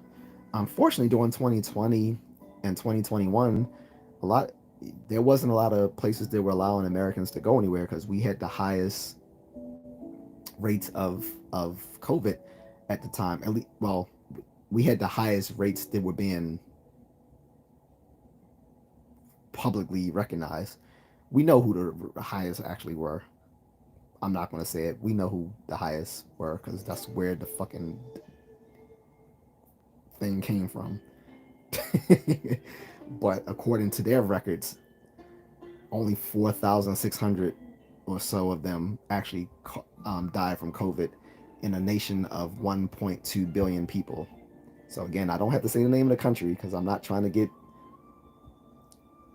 messed up by YouTube when I go to for their consideration for the YouTube partnership program.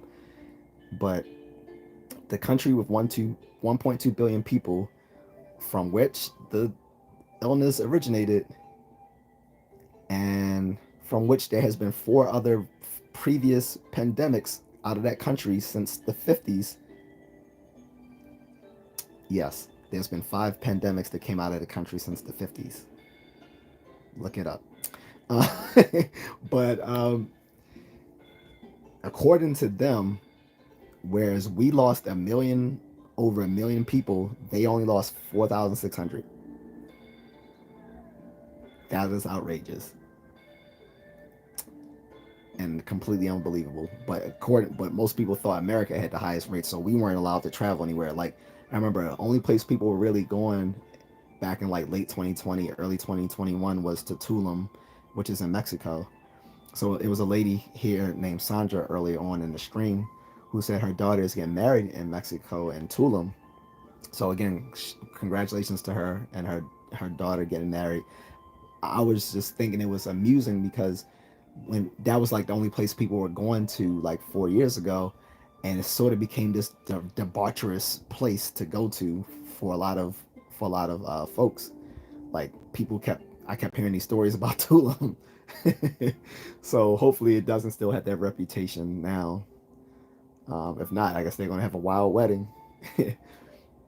But in any case, like at that time, a lot of these call centers were allowing people to work remotely. Like they were just hiring people to work from home, and they was probably set up something through their phones and on their laptops so that they can work directly from home. So if you're wondering like how can I travel and work, you can get into the lead generation and direct marketing business. If you have enough, if you can get a business loan, you can actually start your own company. You just need to find clients. That's It's probably easier to start a lead generation company than to actually find clients. To find clients, you probably already need to know people involved in the business.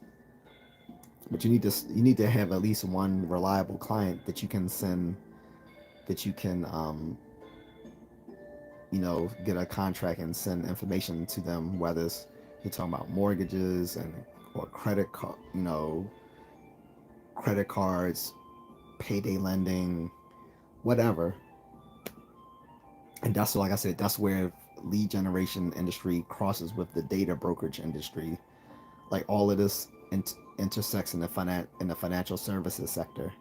Financial services sector is a multi-billion-dollar business, and most people don't think call centers are a part of that. But even the most, like I said, even like the most prestigious places like J.P. Morgan Chase still has call centers, which is where they hire a lot of people overseas to do their work in the Philippines. So that I think I'm just ranting in the ether now because I don't see anyone still in the comment section. If there is, I hope they appreciate it. If not, when I upload this and people watch this later on, maybe that information will be helpful. But yeah, lead generation is a way you can work remotely and work while you travel abroad, because you can anywhere you have a laptop and an internet connection, you can work remotely and do stuff like lead generation, direct marketing. You can have a virtual call center instead of actually having a brick and mortar office. You can just set up a virtual office.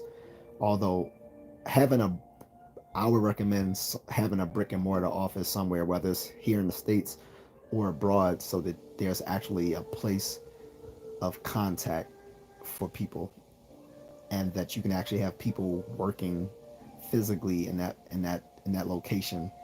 Because the virtual call centers are going to be hit or miss, and there's going to be a lot of turnover in virtual call centers.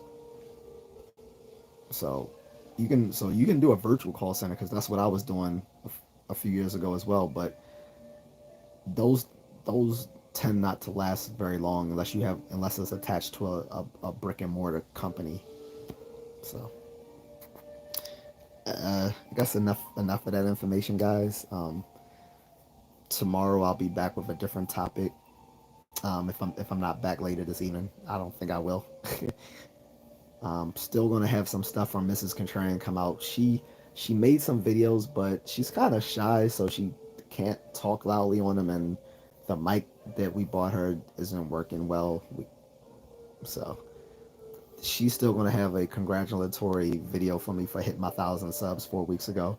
Although by the time she does it, she might have to congratulate me for being monetized too, because I'm 500 I'm 500 public watch hours short of being monetized, guys. So if you guys like the stuff that you hear me saying or interested in some of the subjects I talk about, please view some of my other videos. That'll help me get those public watch hours so I can be monetized. And I promise you, once I am monetized, I'm going to be doing some more um, some higher scale like content creation. Right now, I'm doing all of this for free out of my own personal time. I'm not getting paid other than the few times, I have had people drop me a cash app, and I've had people buy me a coffee. The link is in the description for my um, cash app. If you want to help me out, you can donate to the cause at my cash app link or my Venmo link, or you can buy me a coffee if you want. Um, but other than that, I do all this for free. So when I get a lot of naysayers, I'm like, well, brother, I'm doing this for free. So once I'm monetized, I'll probably do some higher content creation. But all of this is out of my own time and money, guys. So um, just be mindful of that. But when I'm part of the YouTube partnership program and monetize, I do plan on making some more content. And like I said, when I'm monetized, I can actually pay people to do some interviews with me, so I can get you some guys some more information from friends overseas who can actually tell you more. Like, I know some guys are interested in knowing more about the women where I go, since they're curious about how I met my wife.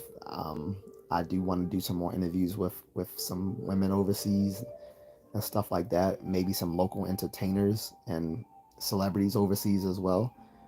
But again, I want to have money to do that. So I do have one. I have done one interview with someone who was nice enough to do it for free. So if you guys want to check out that previous live stream, I do it with the YouTuber named Glamlux, real name Marie. She sat down and did like a nice little long interview with me, and I explained to her like the whole passport bro movement and stuff like that, and she explained to me more about her channel, which is kind of about like fashion and makeup, stuff like that. So y'all can check out Glam Lux if you want, and check out our interview. That was like my very first live stream I ever did, which was about like, just over a year ago. So guys, check that out. I plan on doing more interviews like that once I have a paid um, partnership going. So we'll see. And also, once I'm monetized, I'm going to get Mrs. Contrarian to do some more content for me as well. I told her I wasn't going to use her as the face of my content until like I'm monetized. Then I'm still not going to use her as the face of the content, but she'll be more present in it, because I'm not like some of these passport vloggers who they have these women as the face of their videos to get people to watch. But a lot of these women come from like a sex work background, and I'm not going to mention anybody specifically, but if you know, you know. So that's all I'll say, guys. If you have any more questions or comments about traveling, the lead generation business, or you just want to talk about what you're doing this summer, leave it in the comment section once I upload this, and I'll check that out and comment when I see them. But thank you.